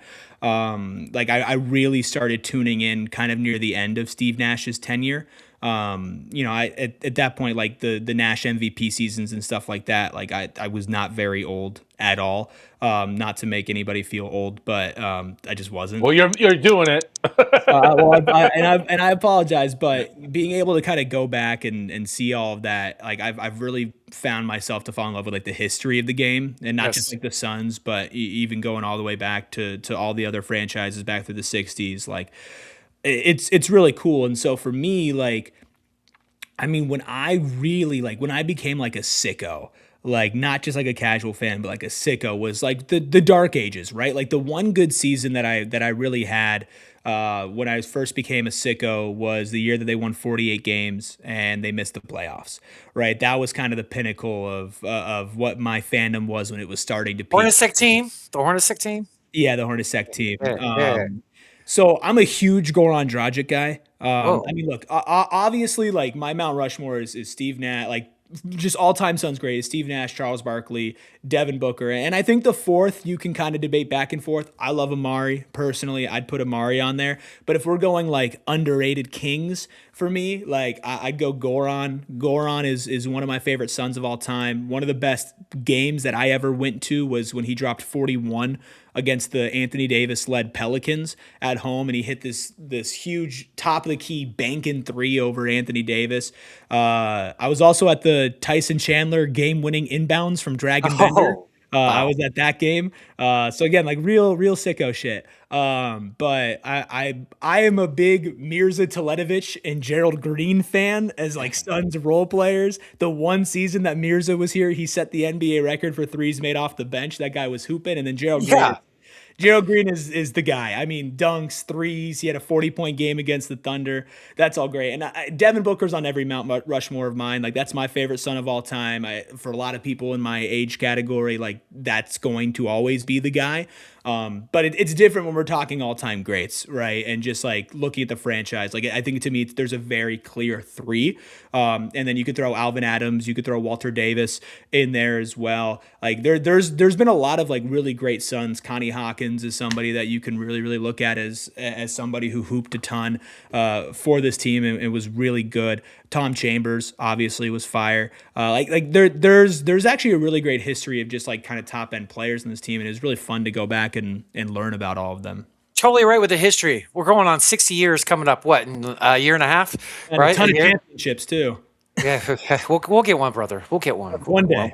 We'll get one. We'll all die happy when that day happens, and we're going to be hugging each other at the parade, and sipping champagne, brother. The history is, dude, like 60 years. A lot goes back. My first game was in 89. So I've been to hundreds and hundreds of games. Long time fan. Love the history. Snoop's, favorite players, Mount Rushmore, is kind of throwback. Snoop, tell great Erik Ruby about your Mount Rushmore and a little bit, just to learn more about you. So when did we do this last? I have to have 5 on mine. Yes. Well, So, your show. and the reason why is because I put Connie Hawkins and Neil Walk together because they were both like father figures to me growing up. That's how I got involved with the Suns. That's how I became a ball boy. And they helped guide me through middle school into high school. And unfortunately I moved to Las Vegas after that, and we kind of, lost contact and whatnot, and then unfortunately they're no longer with us, both of them. So I have to have both of them as one spot. I have a two-headed spot there. And then I got to go, Barkley. And, I can't even remember who I said on the other one. I think I had Book on there. And for me, it changes daily too. I mean, sometimes I'm like, man, should it be KJ? Who should it be? Like I don't know. There's just like so many greats, and having been such a long time fan and getting to see these players up close and being around them, like I have so many. Richard Dumas is one of my all time favorite sons, and it's an unfortunate the career he had, but I mean. He was, if he could have kept his head clean, I think he would be in the Hall of Fame right now. Yeah, that type of talent. Yeah. He definitely did. I mean, I guess to round it out, we got Hawk and Walk, Book, Barkley, and I'll go ahead and I'll just say KJ. And I know I probably get a lot of flack because I don't put Nash on there, but, Nash for me was like after my pinnacle of love for basketball, like, and that sounds weird maybe to say, but like, I went through some dark years where I wasn't really paying attention to the game. And that's unfortunately was those Nash years. I was in Vegas being around the music industry and going crazy. Like I have another podcast and I talk to all these musicians and entertainers and all kinds of crazy people that I met just because of what I was doing in Vegas at the time. So like, it just wasn't like on my register at that time, but I mean, no disrespect to Nash because he definitely deserves to be up there, Charles is my number one favorite player of all time. June 17th, 1992 changed my life when that trade happened. I always said it on the podcast, that day literally changed my life. He's number one. KJ's probably two. Book's three. And my fourth always changes. Marion, Nash, and Stoudemire. You can't go wrong with any one of those guys. So Marion is very underrated. The Matrix, he should have been all defensive NBA a couple years. For God's sakes, who guards Tony Parker, Manu Ginobili, and Tim Duncan all in the same game? Yeah, Just like one guy. Just one guy. Pogo stick, baby, I'm glad that they've kind of cleared up the stuff with Marion and Amari, where it was just so weird. Like when Marion was in that Christmas Day commercial as a Maverick, and it's just kind of like, damn, man, like that was just such a hard pill to swallow. I'm glad that Ishbia and company have kind of figured out a way to re-bridge that, because like Sean Marion's like top 5 in like almost every single statistical category for the second steals, second rebounds, like I think he's third like in blocks, top 5 in like 3-pointers made, and you don't even think of him like a 3-point shooter like that. He was everything. I mean, he's like the pinnacle of like, imagine him in today's NBA. Oh, right, like it would be unreal. And then Amari, man, I mean, Amari was going blow for blow with prime Tim Duncan. He took a first team All NBA away from an era that had Kevin Garnett, Dirk Nowitzki, Tim Duncan. Like Amari was first team All NBA in one of those seasons. So like there's been so much talent coming through Phoenix. And I mean, like even in the 2020s, right? Like you got Chris Paul, who's been here. He's an all-time great, obviously gets you about as close to a championship as you've ever been. Obviously minus one other time. And then, I mean, even Kevin Durant, right? Like, I know that the era didn't go the way that you'd like it to go, but like Kevin Durant to me is a top 10 basketball player of all time. And like, he came through in Phoenix and individually he did play very well. So like you've been able to see, just as a Suns fan, like some of the greatest peaks that you've ever seen, like the Nash offense that he ran is one of the greatest in NBA history. Amari had one of the greatest peaks for a young power forward in history. You saw Barkley take an MVP off of prime Michael Jordan. Like even like, you even go back to Walter Davis, who is the guy that Michael Jordan idolized, right? And you saw him play a majority of his career here and be the franchise. How many people know that about Jordan? Sorry to interrupt. How many people know that? That was the guy, like Walter Davis at UNC. Like I told you, I went back, I studied this shit. Like Walter Davis at UNC was what made Michael Jordan want to go to UNC, right? So like there's so many, and then like you can even go back even farther with Westfall, right, and Alvin Adams and everything like that. So like you've got a bunch of dudes, man, that no matter what era you started to be a fan, like you saw some greats, man, and it'd be nice to get a championship alongside with it, but like you also got to enjoy the fact that you've just seen such incredible basketball here in the Valley for a very extended period of time. There's only really been one extended down period of time where there wasn't like an influx of talent, and that was the late 2010s. Like you had Starbury, you had Hardaway, like you had Jason Kidd, right? You had the first era of Steve Nash. Like you had so much consistency to where I think a lot of like newer Suns fans don't realize just like how good this franchise has been over its entirety. Very, Yeah, I very mean, well said. dude, there was a long time where we won 50 games every season. Yeah. I think we're the fifth or sixth winningest franchise in Yeah. NBA history, or still to this day. We were fifth, and that was after the dark years, right? Where it's just kind of like you're talking one of the worst teams in the NBA year in, year out, blown draft picks, Dragon Bender, Marquise Chris, like all sorts of stuff like that. Like you still came out the other side of that, one of the winningest franchises in NBA history. Like that, think about how much winning you had to do before that to give yourself like a 5 to 6 year cushion like that. Yeah, 100%, 100%. So I want to dive into the current state of the Suns. We had a great year. Vegas was wrong on the wins. I thought it was a very successful year for us. Health held us back, I think, from even better and bigger things. I love where our franchise is headed. I got a video I want to pull up of you, my brother, talking about the Miles Bridges trade. Oh, boy. And I got it on a little bit faster speed because it's like 3 minutes. But I want to show the folks your take on it, and then ask you afterwards how you feeling about it and today. Good, Snoop. Yep. I understand that not everybody is going to agree with me on this, but I also understand that there are a lot of people that do. And because I have a platform and because there are people who agree with what I'm about to say that don't have a platform, I'm going to say it. Look, I'm not going to tell anybody how to be a fan of a basketball team or a sports team in general, but I know how I am a fan, and it is very hard for me to get behind and root for teams that employ domestic abusers. And there are a lot of whataboutisms that are going on here, and I promise you, you could hit me with every single whataboutism that you could possibly think about. What about this player? What about Kobe? What about Kevin Johnson? What about this? What about that? And I promise you my feeling is going to be the same. I strongly believe that playing in the NBA is a privilege. I strongly believe that playing professional or collegiate sports is a privilege. And if you do what Miles Bridges has legally done, this is not, again, like conjecture. This is a guy that pled no contest to these things. I'm not going to sit here and list off everything. You can go find it. It is a very long list. And people will say that, he served his time and he paid the price, and maybe he did. And then people will come at me and say, oh, Eric, what about second chances? Eric, what about this? What about that? I believe that we shouldn't annex him from society, that we shouldn't get him the help that he needs and he deserves, but you can't tell me as a fan that this guy puts on my jersey and all of a sudden I'm going to forget that he has pled no contest to abusing his girlfriend. Badly. I mean, look, does Miles Bridges, in theory, help the Suns a lot on the court? Yeah, I think so. I don't know if he's a winning basketball player. I think he can be, but he's not been somebody that's been on a winning franchise. You could blame Charlotte for that, but he's also been in Charlotte for a long time. The peak of their, playing days have been in the play-in, and he's been up and down in that as well. It's, I think, a good business move.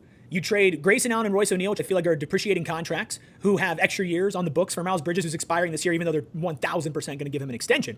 You trade a 2033 unprotected first-round pick, which there should be some hesitations in that, but by doing that, you unlock your first-round picks to trade over the next couple of years in 2027 and 2029, possibly allowing you to maneuver better through this Devin Booker prime.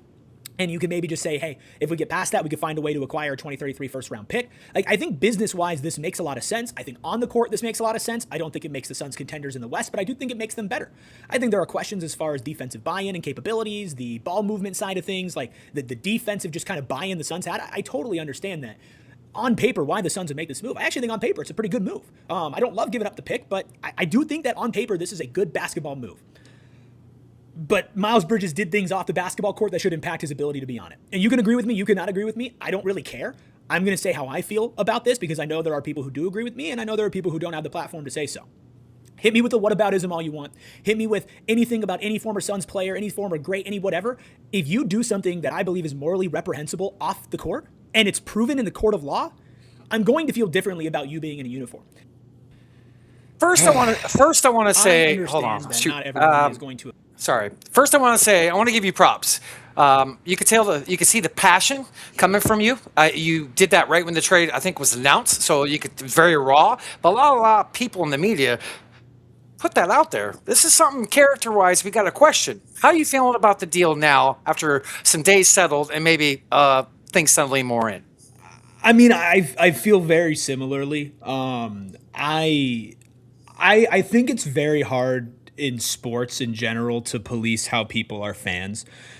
Because there's a lot of really messed up things that happens in sports, and there are a lot of messed up people that make a lot of really great money, and it's not just the players, right? There are coaches who have done reprehensible things. There are owners and billionaires, and if you're a billionaire, like the reality of the situation is like you probably exploited people to get there. Like I don't know a billionaire who probably hasn't exploited people to get there. That's just kind of how you get there, right?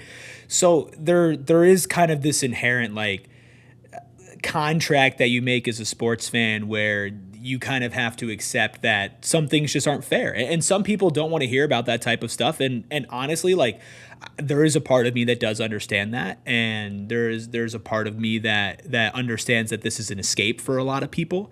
For me personally though, I feel icky about the fact that, you know, when I'm going to be watching this team, like I think Miles Bridges is going to have some of the best highlights in Suns history. And I'm going to, every single time I see it, like I am personally going to think about that.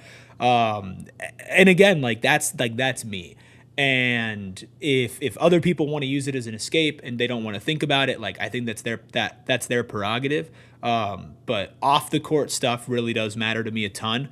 And obviously there's varying degrees. There are allegations, there are things that are proven. There's like kind of a different degrees of what they did. And I think that if you're talking about Miles Bridges, it is really far down the end of bad. So I'm excited to be able to talk to him eventually, whenever the press conference is, because I do want to know what work he's done for himself personally. Yes.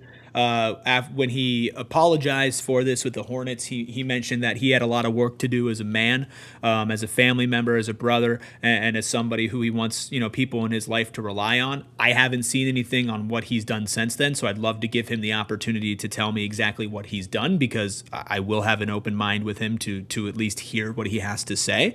But on the court, I think it's a good move for the Suns. I think the Suns got better. Point blank period, I think they got better. Are there still concerns?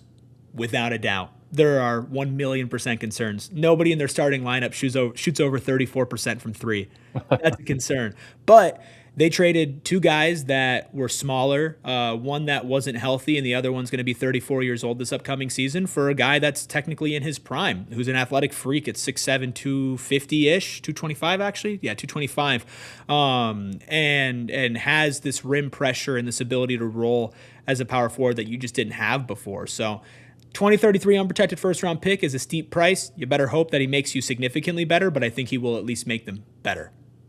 Yes, and nationally, that 33 pick was highly regarded. I know it's years out. Help us out a little bit. It unlocked our next 3 first-round picks, so we can use those as trade assets, correct? So, yeah, so basically the way that I've come to understand it is that you had 2 tradable first-round picks before this trade, and now you have 2 tradable first-round picks. They're just different picks. So with the Stipien rule, you're not allowed to trade picks in consecutive years. So when you traded 2033, you lost the ability to trade 2032, but you unlocked the ability to, when you got your 2029 pick back, you're now able to trade a lot more picks over the next couple of years. So you now have 2 tradable picks before 2029, when before it was later in the 2030s. So your draft assets got worse because that 29 pick that you're getting back is a protected pick. It's something that will likely end up being at the end of the first round, whereas an unprotected pick is exactly that, an unprotected pick. But you did still maintain flexibility while giving up an asset to both get off of Allen and O'Neal and also bring in Miles Bridges. Right, so yeah, Allen, health. O'Neal wasn't in our plans, right? We got a guy in his prime. He's on the last year of his deal, contract eligible, gives us a little bit more flexibility, right? I mean, if we do nothing right now, next summer we have tons of money, but we all know people are going to get extended. Yes, Bridges, he's a small man's forward, but he plays big in that forward position, and he can play in the paint, and he's at the rim a lot. So I totally agree with you there. I think we did get better, but we did get more flexibility. Is there a chance this deal falls through? Like it hasn't been finalized yet. No. Have you heard the rumor that they're trying to work the 2 deals together that the Hornets made, so it'll be like a 5-team trade? Like that's So that just kind of seems like that's how NBA teams are doing business now. There was just like a 6-team trade that went through recently, like Santi Aldama. That trade looped in with the Isaiah Stewart trade, the Chris Middleton sign-in trade. Obviously, we all remember the Kevin Durant trade ended up being the biggest in NBA history with 7 teams. The Klay Thompson deal with 6 teams. I don't know what it is. I think it saves everybody paperwork. But they're trying to move people in. What I do know is that the LaMelo trade has to happen first officially.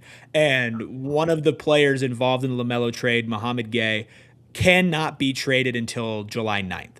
So once that is able to go through, once the LaMelo trade is official, then we are on the clock with the Miles Bridges trade. There's a 0% chance that this falls through. Like it's going to happen. I would expect it to happen by the latest, the beginning of next week. Last year, they introduced Dylan and Jalen at Summer League and did like a media scrum for the players they traded for. So I would assume if the trade becomes official within the next couple of days that we'll hear from Miles at Summer League. That's just kind of my assumption based off of what happened the year before with the guys that we traded for. But, you know, he's gonna be here. Like Grayson's not gonna fail his medicals. We would have heard about that by now. Right. That was my concern was, you know, his hammy or whatever is going on with him. Knee and hip. Knee and hip. Everything in his legs. Yeah. I mean, the guy is freaking fragile this past year.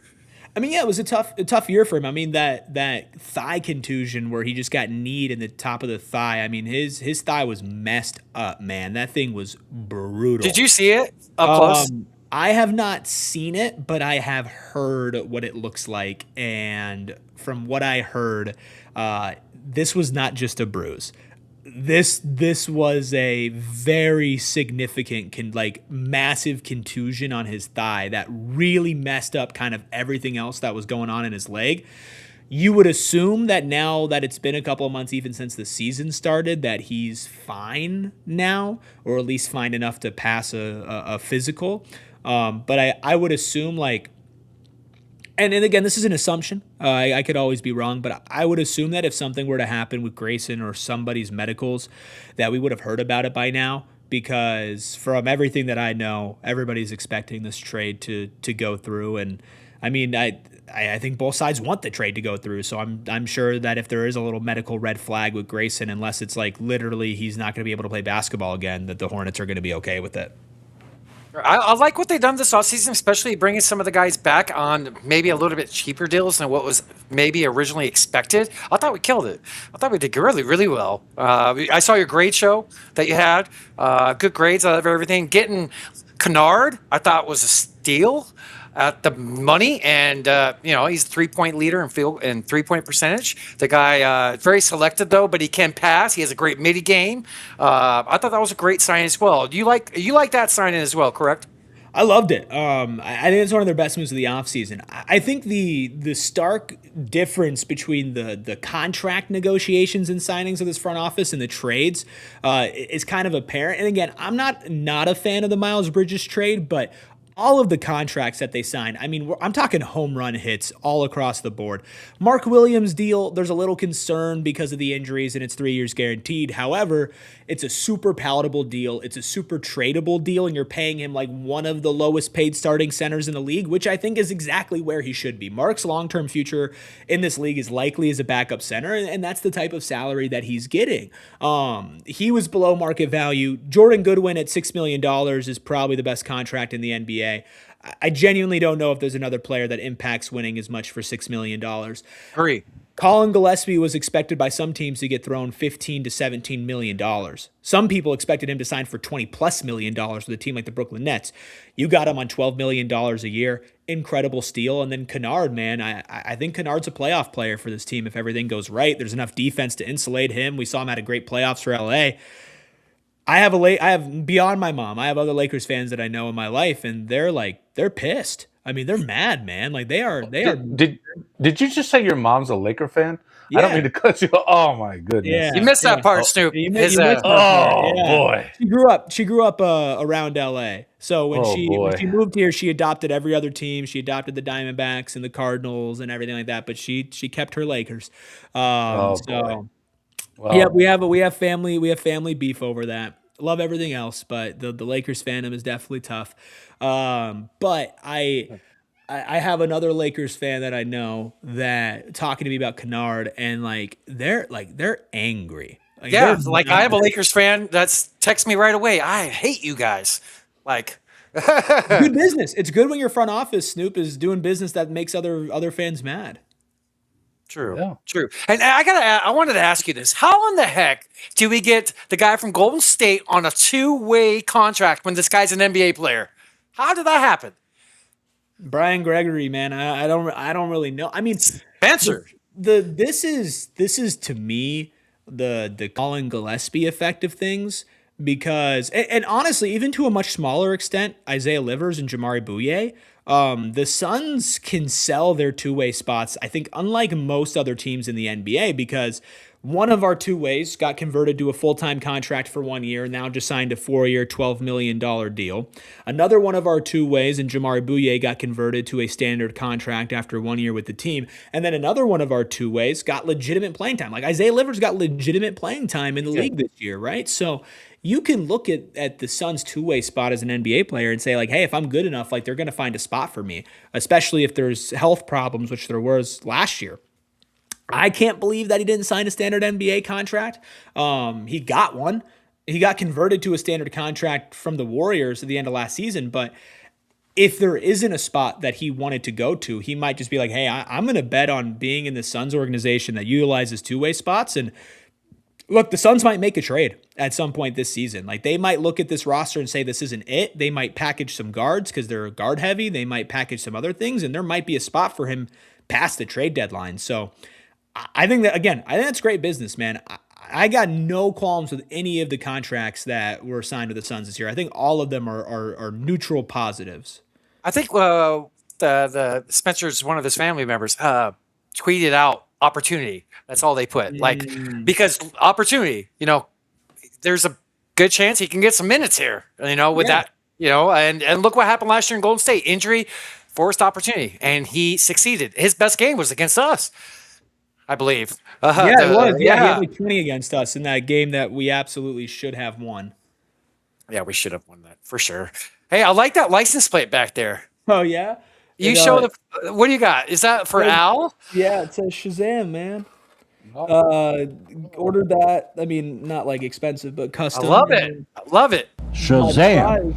My prize possession is this. It's a vinyl. Whoa. The Cinderella Suns from the 75-76 season, when they obviously went to the finals against the Celtics, and it is signed by Al McCoy.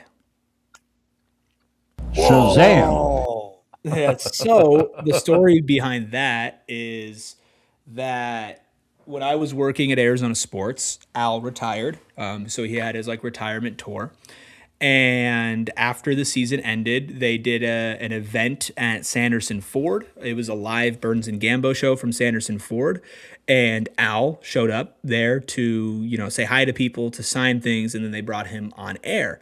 And so I was lucky enough for them to bring me on air while Al was there and to kind of talk to him a little bit. And then he signed that for me live on air for that. And I mean, that was so cool. I mean, I was always a radio guy growing up. Like, obviously, I watched the games, but I would listen to them too. And I got to be, I produced, when I was producing for 98.7, there's producers for the play-by-play and the Suns games. And so I was able to run the board for one of Al's games, in his last season. Wow.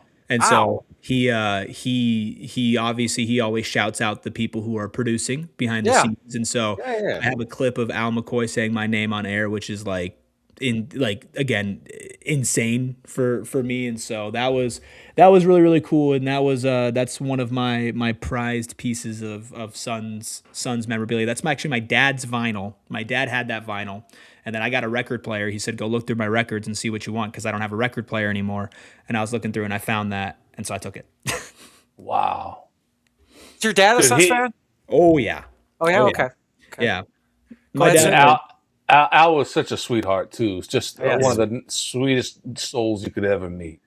Dude, he was great. And the funny part is when you produce these things, whether it's a radio show or it's play by play, like when they go to break, like you could still hear everybody.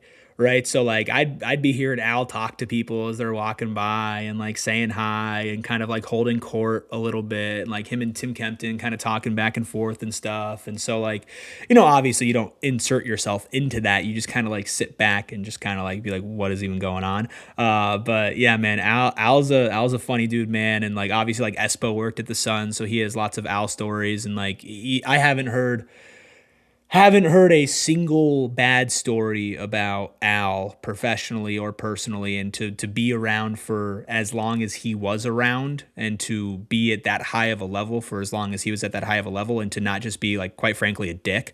It's impressive, man. And so, yeah, it sucks that we don't have him around anymore, but John Bloom does such an incredible job. John's also such a good dude. He's one of the nicest guys. Like I was a nobody when I first started. Like I still feel like I am relatively that. Like, Give yourself some credit, Eric. Come on. I'm a little bit more known now, but like compared to obviously a lot of people who have been doing this for a long time, like I'm very, very new in all of this. But I was literally like just an on-call producer at 98.7, and I would produce for Bloom and for the Suns games, and like he's incredible at what he does, but B, dude, he's just the nicest guy, man. He's just the nicest dude.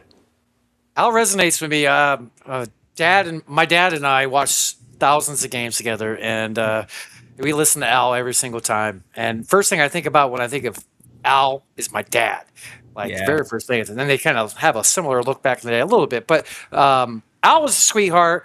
It sucks we couldn't get him one, but he's looking down on our team, and I think we will get one in our lifetime. I wanted to ask you, I forgot to bring this up earlier, unless you mentioned it, and I just didn't listen to it. How'd you get your start in being a producer at 98.7? How'd you get your foot in the door to do that? So when I was in college, my mom knew somebody who was friends with somebody that worked at 98.7. So when I was in college, I got their email, and I kind of sent them like my college stuff, and had like a really brief phone call with them, and just kind of like said, hey, this is, who I am. This is what I'm doing. Would love any advice or anything like that. And so I kept that contact information. And after I graduated school, I actually decided I did not want to do sports journalism. There's just a lot of politics behind the scenes, especially like Cronkite, like people kind of stepping on other people and getting in each other's way, even when you're like 18, 19, 20 years old, when I'm like, look, there's enough room for all of us. Like, we don't got to be doing all that. Like, I just wasn't a fan of how a lot of people operated, especially, just kind of like cutthroatness of it. So I decided to be a woodworker. I did woodworking for about 6 months, and I hated it. So I quit. And then when I quit, I was applying for jobs, and I have a degree in sports broadcasting. So my mom sent me a link to be an on-call board op, like apply for that job. So I applied, and then I reached back out to the email that I had before, and they passed me along to another person who was actually hiring for the job. And then I got an in-person kind of interview, and I was fully available and had experience. And so they were like, yeah, you can be an on-call board op. And then they trained me for 3 days on KTAR, the news side of things. And then after those 3 days, the longtime producer of Burns and Gambo put it in as 2 weeks. And so they needed somebody who could run the board 5 days a week, who had availability and an interest in sports. So I got extraordinarily lucky, timing wise. And so I filled in a very temporary basis, but then did what I could to make it not temporary. And that's kind of how I got there. What was it like to work with the godfather of Arizona sports and John Gamadora? That man works hard, man. He works hard, dude. Like, I tweeted the other day that like a lot of people don't understand what it's like to really have sources. And he's an OG. He's like one of the living last members of like what it used to be. Yeah, he is. And, it was a little surreal, man, because, I again, like I listened to Al growing up, and I also I listened to 98.7. I listened to that sports station. It was all we had, really. And so, I listened to Gambo, and I listened to Gambo and Ash. I listened to Burns and Gambo. And so it was a little surreal starting it off. But Gambo and Burnsy, they've been nothing but like supportive of me, even when I eventually told them that I got a full-time gig, because I was never full-time at Arizona Sports. I was always part-time, which most people are on call, so I still felt very lucky to be at least somewhat consistent. And so when I got a full-time offer from PHNX, like obviously like impacts them, it impacts the show, but they were so happy for me, and they were nothing but supportive and offer advice, and I'll still text with them every now and then and see them at media days and whatnot. So yeah, I'm very grateful for them. They had to be willing to give me the opportunity and to incorporate me on air, which they didn't have to do. So yeah, it was a pretty cool experience. Do you do any producer work for Wolf and Doug Franz? So it was Wolf and Luke for me. When I came in, Luke had just started there. But so when I was officially part-time, afternoon contributor was the role I was in. That's technically like they do like sports updates every 30 minutes. So yes, bottom to top of hour, like I was that guy, and I started during Wolf and Luke. Now my production stuff, like sometimes I would fill in and run the board or whatever, but I was a producer for Burns and Gambo along with that role. So I was in show planning meetings for Burns and Gambo. And then when it came to like editing audio, social clips, I ran the Burns and Gambo social media. So like I was more focused on that, but I was on air for like the last hour and a half ish of Wolf and Luke every day. And Wolf and Luke are also just like, I mean, they're good dudes, man. Like, love Wolf, man. I've talked to him like 60 plus times in my life. He always gets my name, calls me a different name every time I see him. I've talked to him so many times. One time he's like, "It's the CTE, brother." And I'm like, whatever. But you gotta love him. He's a funny dude, man. Yeah, there's a lot of good people over there, man. I didn't leave for any reason other than I had a full-time opportunity, man. Yeah, there was lots of great people over there. Except for I did apply for the 98.7 internship and the KTR internship 3 times in college, and I got denied all 3 times. They picked somebody else. So I was like, well, I got the last laugh. I got in there at the end. Well, God put something in your life when it was meant to be. It all works out, man. It all works out. Yeah, I want to. So you're taking off to Vegas. This is probably one of the biggest summer leagues I've looked forward to in years with our young core that's up there. We got a few minutes left. When you head to Vegas, I got something pulled up I want to share. Snoop, if you want to share it on the screen. What do you want to see from this roster coming in Vegas? What do you, Eric Ruby, want to see? So I think that is last year's roster. I think hold so. on. I pulled it. Son of a gun. Did I do this wrong? My goodness. You're Ryan Dunn. Hey, Eric, I'll be accepting applications for a new podcast partner if you're interested. Well, hey, man, I'll be in Vegas, so we can have an in-person interview. How does that? Well, I live in Phoenix now, so. Oh, okay. Let me know how Vegas is, dude. You know what? They're missing you. They're missing you. I did 20 years in Vegas, and I don't care to really go back. I'm about to say, way that you said that made it sound like prison. So yeah, well, I mean, it was actually, dude, it was great when I lived there. But now, like, even like we went a couple years ago for the draft, and it's just like the NFL draft, not the NBA. And it's not a fun experience for me. Yeah, like, I hate it. I didn't go to Vegas a lot until last couple of years when I started working for PHNX, and I just it's just so expensive now. Like it just kind of feels like everything that people liked about it is kind of gone, and now it's just like it was always money grabbing because obviously like it's Vegas and they want you to bet, but like it's like $15 for like fries now. It's like, come on, dude, if I'm gonna lose my money elsewhere, don't make me spend $15 on fries.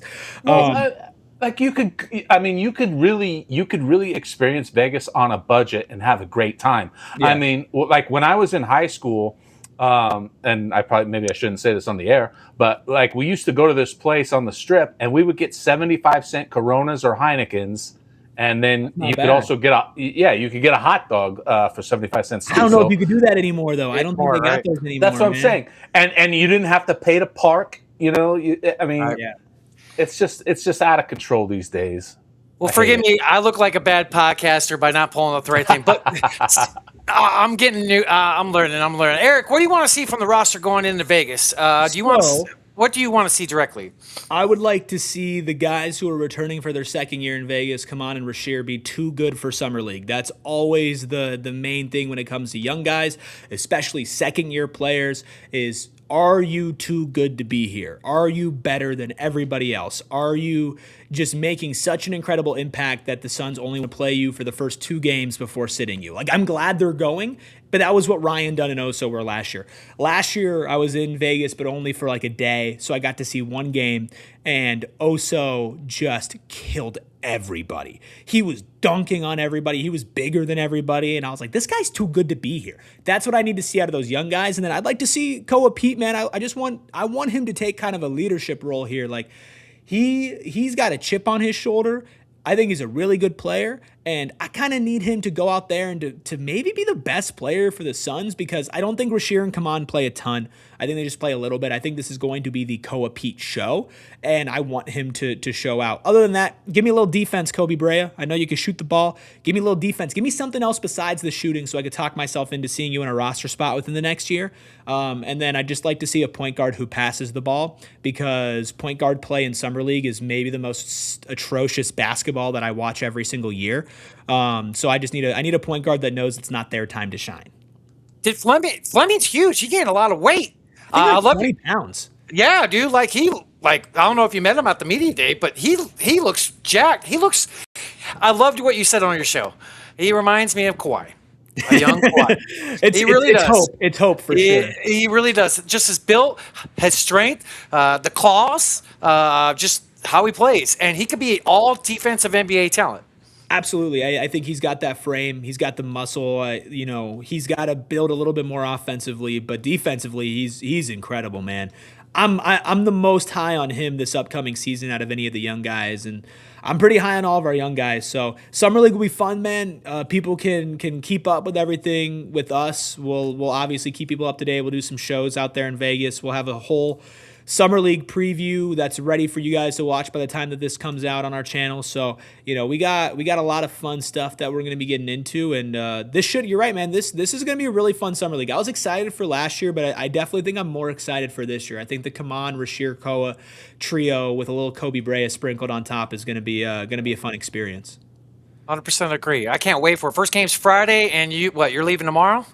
Yep, we will be there Friday night for the game. We'll be there for Friday's game and Sunday's game. Then we'll be back in studio on Monday. We'll be doing a watch-along for Monday night's game.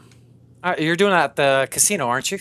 Yeah, so we'll be live from a studio in one of the casinos. I don't know which one. And then for a lot of the games, we'll just be kind of roaming around Vegas, roaming around the Thomas and Mack Center, and interviewing as many people as we can. Last year, we got to talk to Shams Charania, Kenny Atkinson, Rob Perez, a lot of really cool guys, a lot of really cool names. So hopefully we can get some more of them on and get some fun takes on what should be a pretty interesting Suns team coming up here. Dude, if you need anything in Vegas, man, hit me up. Yeah, man. Recommendations anywhere to go. I might need the Rex, he knows everybody in Vegas, bro. He knows everybody. In Vegas. Can you give me a 75-cent Corona? Yeah, you got to go buy a 6-pack of them at the store. I don't even know if there's 75 cents then, man. Yeah, that's true. That's true. Oh, man, they're expensive these days. Well, Erik, we really appreciate you coming on. It means the world just you spend a few minutes of your time. I know you're a very, very busy man, and love all your great work. Keep it up, and look forward to maybe some more interactions with you. I hope you had fun and enjoyed being on.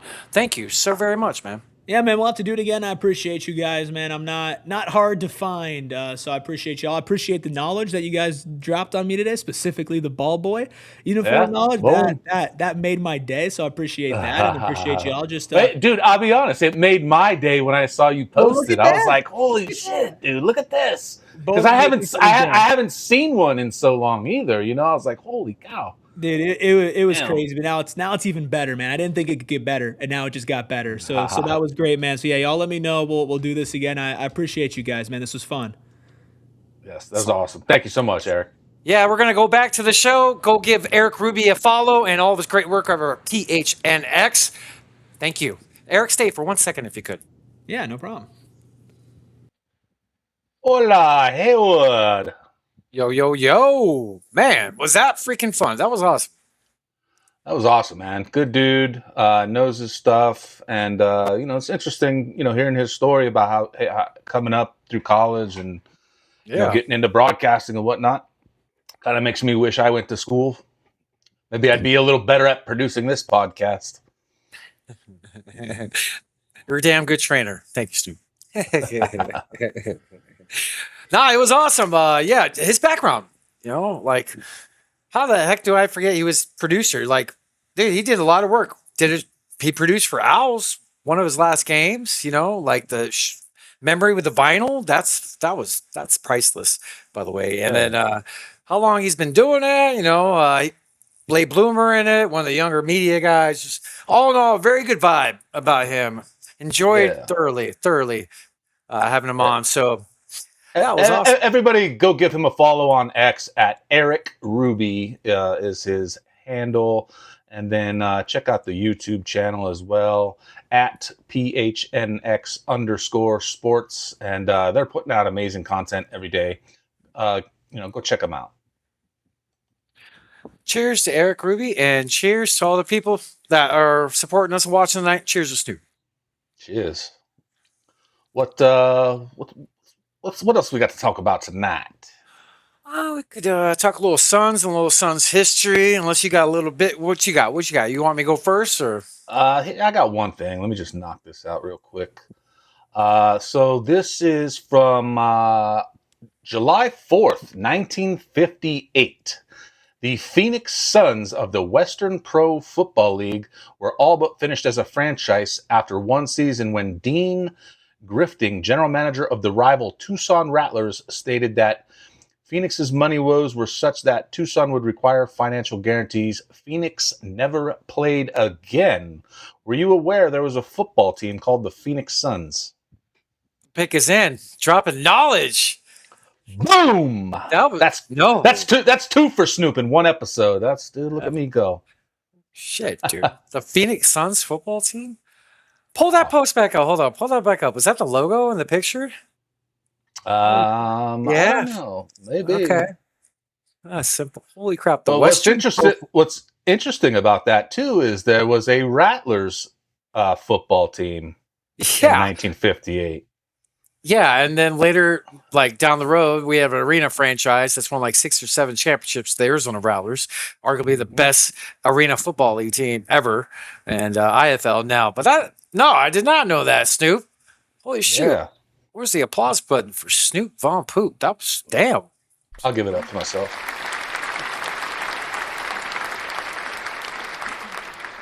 Holy shit, dude.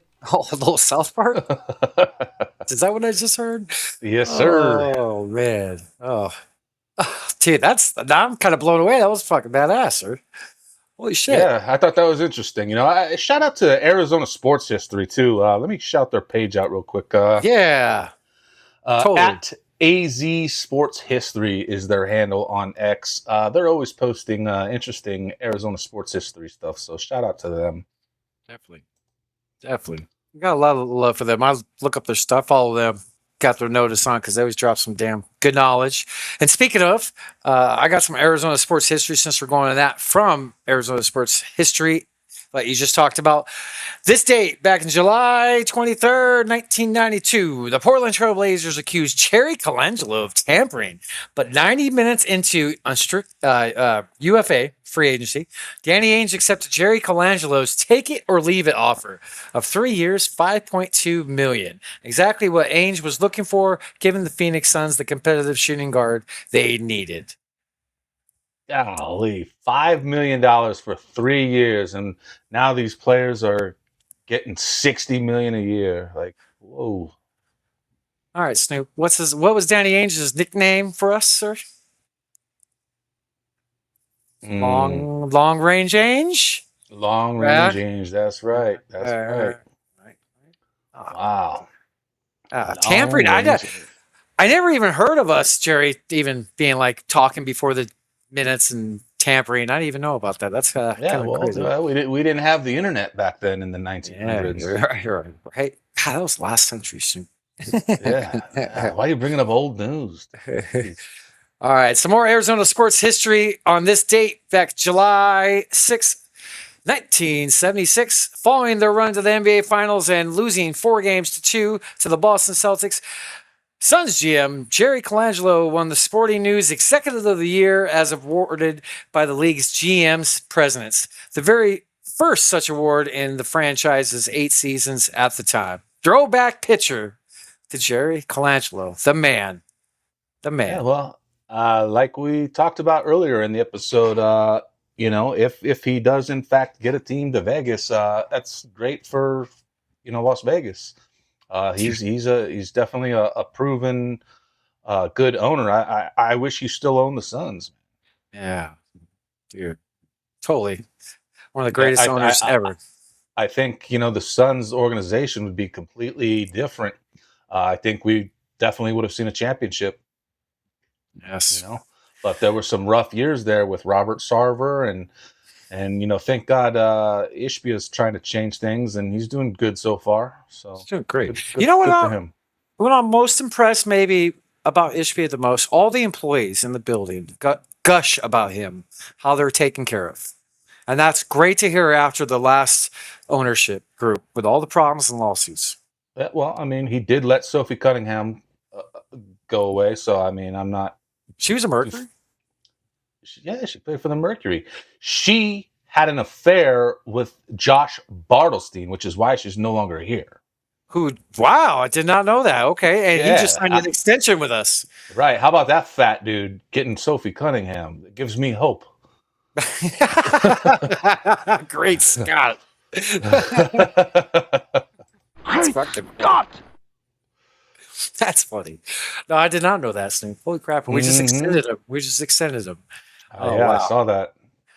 I was surprised. I'm kind of surprised they, hung on to him, considering that, I would have rather kept Sophie. Yeah. It probably would have drawn way more ticket sales too. And the Mercury's a pretty popular team as it is. Yeah. Yeah. Crazy. Well, plus she would go on the Suns games too as a commentator. She did a couple. That's right. That's right. You know what's really cool about Ishbia too? What I really appreciate him and is what he's doing for the Valley. He put the games back on Antenna TV, so anybody can watch the games for free. This season, they're adding onto the Arizona's Family app. The games will be available. So even if you don't have an antenna, you can stream the games. So that's pretty cool.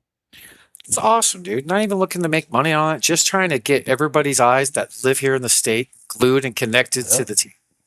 Yep. It's amazing. Bidwell could take some notes. Oh, dude, clip that. Can we tag the Cardinals?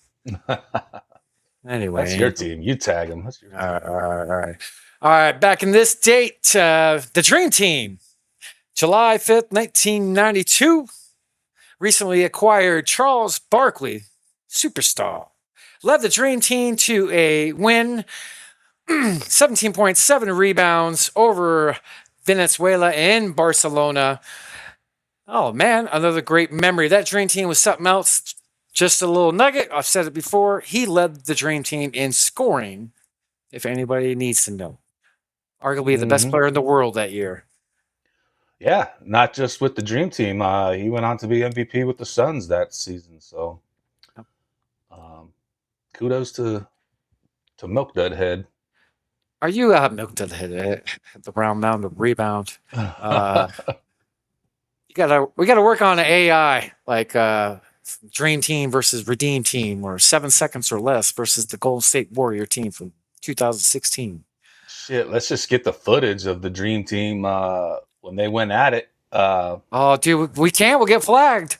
Yeah, that's true. That's true. But I would love to show it. That famous, infamous practice, right? Yeah, we could probably stream it on Substack, watch it. Yeah. And We probably could. That's a good idea. Snoop, that's a good idea. I wouldn't even mind watching the Dream Team game. Like, for real, and just rewatching it. That'd be dope. good times, good memories. I mean, there was never a team assembled like that. I mean, it was literally 12 Hall of Famers and one college guy. One college Hall of Famer. One college Hall of Famer. Oh, okay. That should have been Shaq instead of Christian Laettner. Yeah, or even Isaiah Thomas. Yeah. Well, You're right. you I know, wonder. Oh, we got to look into that. Why did Shaq? Did he even get asked? What was behind that? I think they wanted to roll with Leitner because wasn't that right after he had that heroic season with Duke? Oh yeah. So, Oh yeah. The 3/4 court pass where he caught the free throw line, turned around, made it, beat Duke in the NCAA tournament. Yeah. yeah, the Dream Team didn't even want Leitner there either. You can have the rook. Yeah. Right? You can have the rook. All right. Another piece of Arizona sports history on July 7th, 2018. Devin Armani Booker signed a 5-year, $158 million max contract extension with our Phoenix Suns, making him the highest paid player in franchise history. The contract was signed prior to the fourth year of his rookie contract and would not be taken effect until the 2019-2020 season. Getting paid, and that rolls into the next thing. On July 6, 2022, 1 week after Kevin Durant demanded a trade and put the Phoenix Suns atop his wish list, Devin Booker, who led Phoenix to a franchise record 64 wins and earned all NBA first team, officially signed a supermax of 4 years, $224 million. This date, July 6, 2022. Yeah. He's made some money. And then Yeah, the last, last half a one, $1 billion. last one he just signed too. Yeah. Man. Yeah. Yeah. I should have kept playing ball. I know, right? What am I doing with my life? Man. Now I podcast with you for free. Fuck. My fucking DeLorean's broken down. We really need it. We really need it. Oh, that would be so dope, right? I know. I'm gonna have to ask Ted if I can borrow the phone booth while I'm in Florida. All right. I got 2 more things with Suns history. You got anything else with Suns history or related? That's a no, my brother. All right, let's go to some good memories here. July 6, 2021. With a 118-105 drubbing of the Milwaukee Bucks, the Phoenix Suns took the franchise's first ever NBA Finals series lead 1-0. CP3 dominated in his first finals games with 32 points, 9 assists. Book 27 points, 6 assists.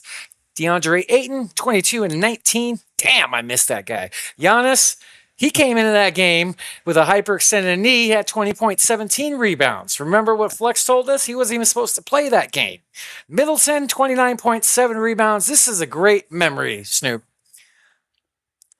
Yeah, it was. I mean, it would have been nice to have 2 more W's attached, to that series there.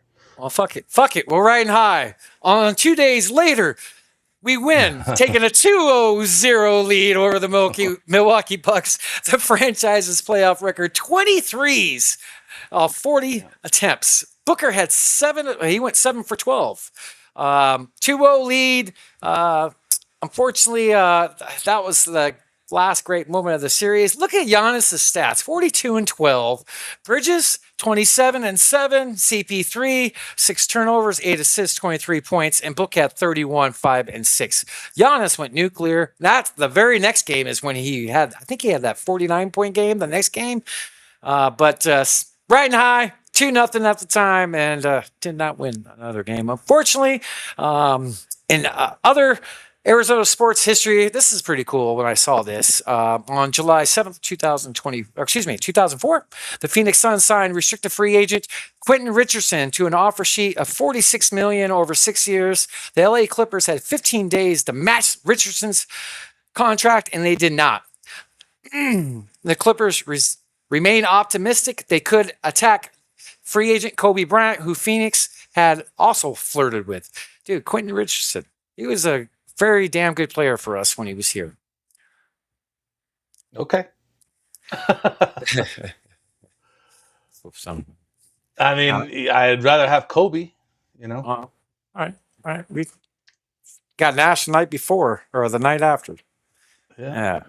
So That's crazy. Like, just thinking about that. think about that turn in history. How different it could have been. No Nash coming back here, right? Kobe coming here. That that would have completely changed. No 7 seconds or less, right? Like the whole era. That completely could have changed the game, like differently. Like that's crazy thinking about.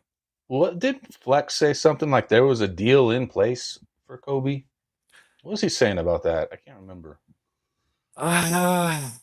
What was he saying? He mentioned something of that sorts the night before Nash signed. There was like an Yeah. agreement, and they were just waiting on final word. And Kobe like ended up changing his mind middle of the night or something. Something happened, but yeah, Flex did say something about that. And the Clippers must be smoking that good medical out there if they thought that they could get Kobe. I mean, Oh, this Stephen A. Smith knows. yeah, Stephen A. Smith. That guy. Well, But- Snoop, great show. I don't think I have anything more in the arsenal. What about you? You don't got anything more in the arse? Just a couple things. I actually do have the right Suns Summer League roster this time. Jesus Christ. Oh, Ah, there we go. a day late to the party. But yeah, I guess I'll Eric- keep you around. all right. Eric Ruby did mention a good point. Just thinking about it over years past, like Man and Fleming, they got to be too good in this. Like they can't be playing in summer leagues if we need them to grow and be the players they want to be. So yes, great points. Want to see those two players just come out strong. Usually, how it goes, Snoop, is like if a player is like a fringe non-summer league player and they just dominate the first two games, they usually don't play the rest of the summer league. But check this out. Where's the player's name at? Devin Askew. I think that's his son. Remember him? And then remember Jameer Nelson, the point I guard do. for the Magic? The Jameer do. Nelson Jr. is on our summer league roster. I did not know he's a G League player. Did not know that. Wow. Crazy. Yeah, I But- didn't know that either. That's interesting. I wonder if he's any good like his father. Jameer Nelson was a good point guard, He when he was. played. Yes. And I think that's what the Suns need the most right now is a playmaker. Agreed, man. That'd be awesome. Just thinking about it. Like today, I was discussing with a good friend of mine. He talked to me. My good buddy Erik. Green's value is not high right now. We need to wait. He needs more games to be shown. He played 30 games. Jalen Green. Yeah, like if there's any deal to be made, it's not now. It's going to be later. We need to get this Well, guy on the court and play. That's what I was saying earlier. I commented on somebody's post that I think if anything, we see a mid-season trade. Correct. And we have a lot of flexibility when it comes to that. Like that's Green played 30 games. We're not going to get nowhere near where we get if he's playing at his potential. If he's played in 90% of the games by the trade deadline, he's averaging 23, 4, 4. So let's just say so. He's having a career year. That's what his talents are. This guy could be an all-star. That's his ceiling. He's young. What is he, 23, 24? He's still got a lot of...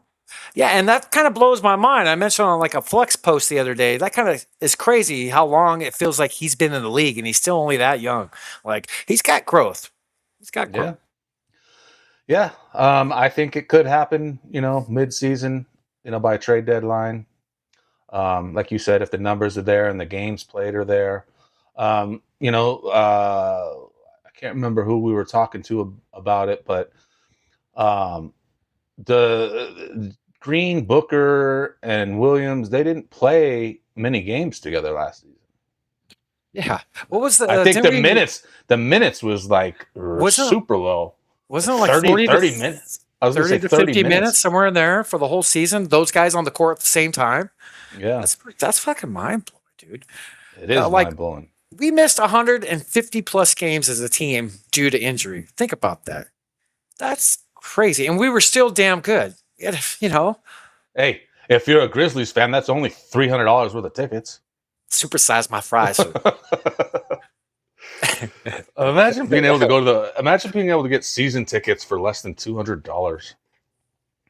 Jeez. Right? That's actually less than 100. Yeah. Because there's only 41 home games, so it'd be 80. Yeah. Fuck, man. That's how much Arizona Rattlers tickets were for arena football. like $100-$200. No, that's crazy. The Memphis Grizzlies. Yeah. The Arizona Rattlers. When I was a ball boy, they give us season passes to go to the Rattlers games, all access. We could go into the locker room, everything. It was great. Rattlers were the shit. Like back in the besides the Suns, there was probably no better sports game to go to than the Rattlers. Like the atmosphere is packed, sold out for years, cheap prices, entertaining games, high scoring, entertainment. They always had good. It was just fun going. The Rattlers was shit back in the 90s, man. Season tickets for a long time with my dad. Badass. It was fun times. Got a few footballs in my day. Hung out with the team quite a few times. Autographs. I held up a trophy with my dad on the field when they beat Kurt Warner and the Iowa Barnstormers. I rushed the field. My dad came down, held up the trophy, and I remember I had broken my couple of my fingers, and I had like a bandage and something to hold. So there was a picture that was on the side of the arena for 15 years. It was the Rattlers holding up the trophy with the team with some fans, and you could see my hand on the trophy because my bandage.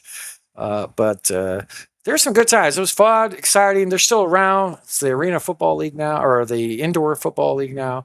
It's right down the street from us now in Glendale. But yeah, good times in the 1900s, my friend. Getting old, Snoop.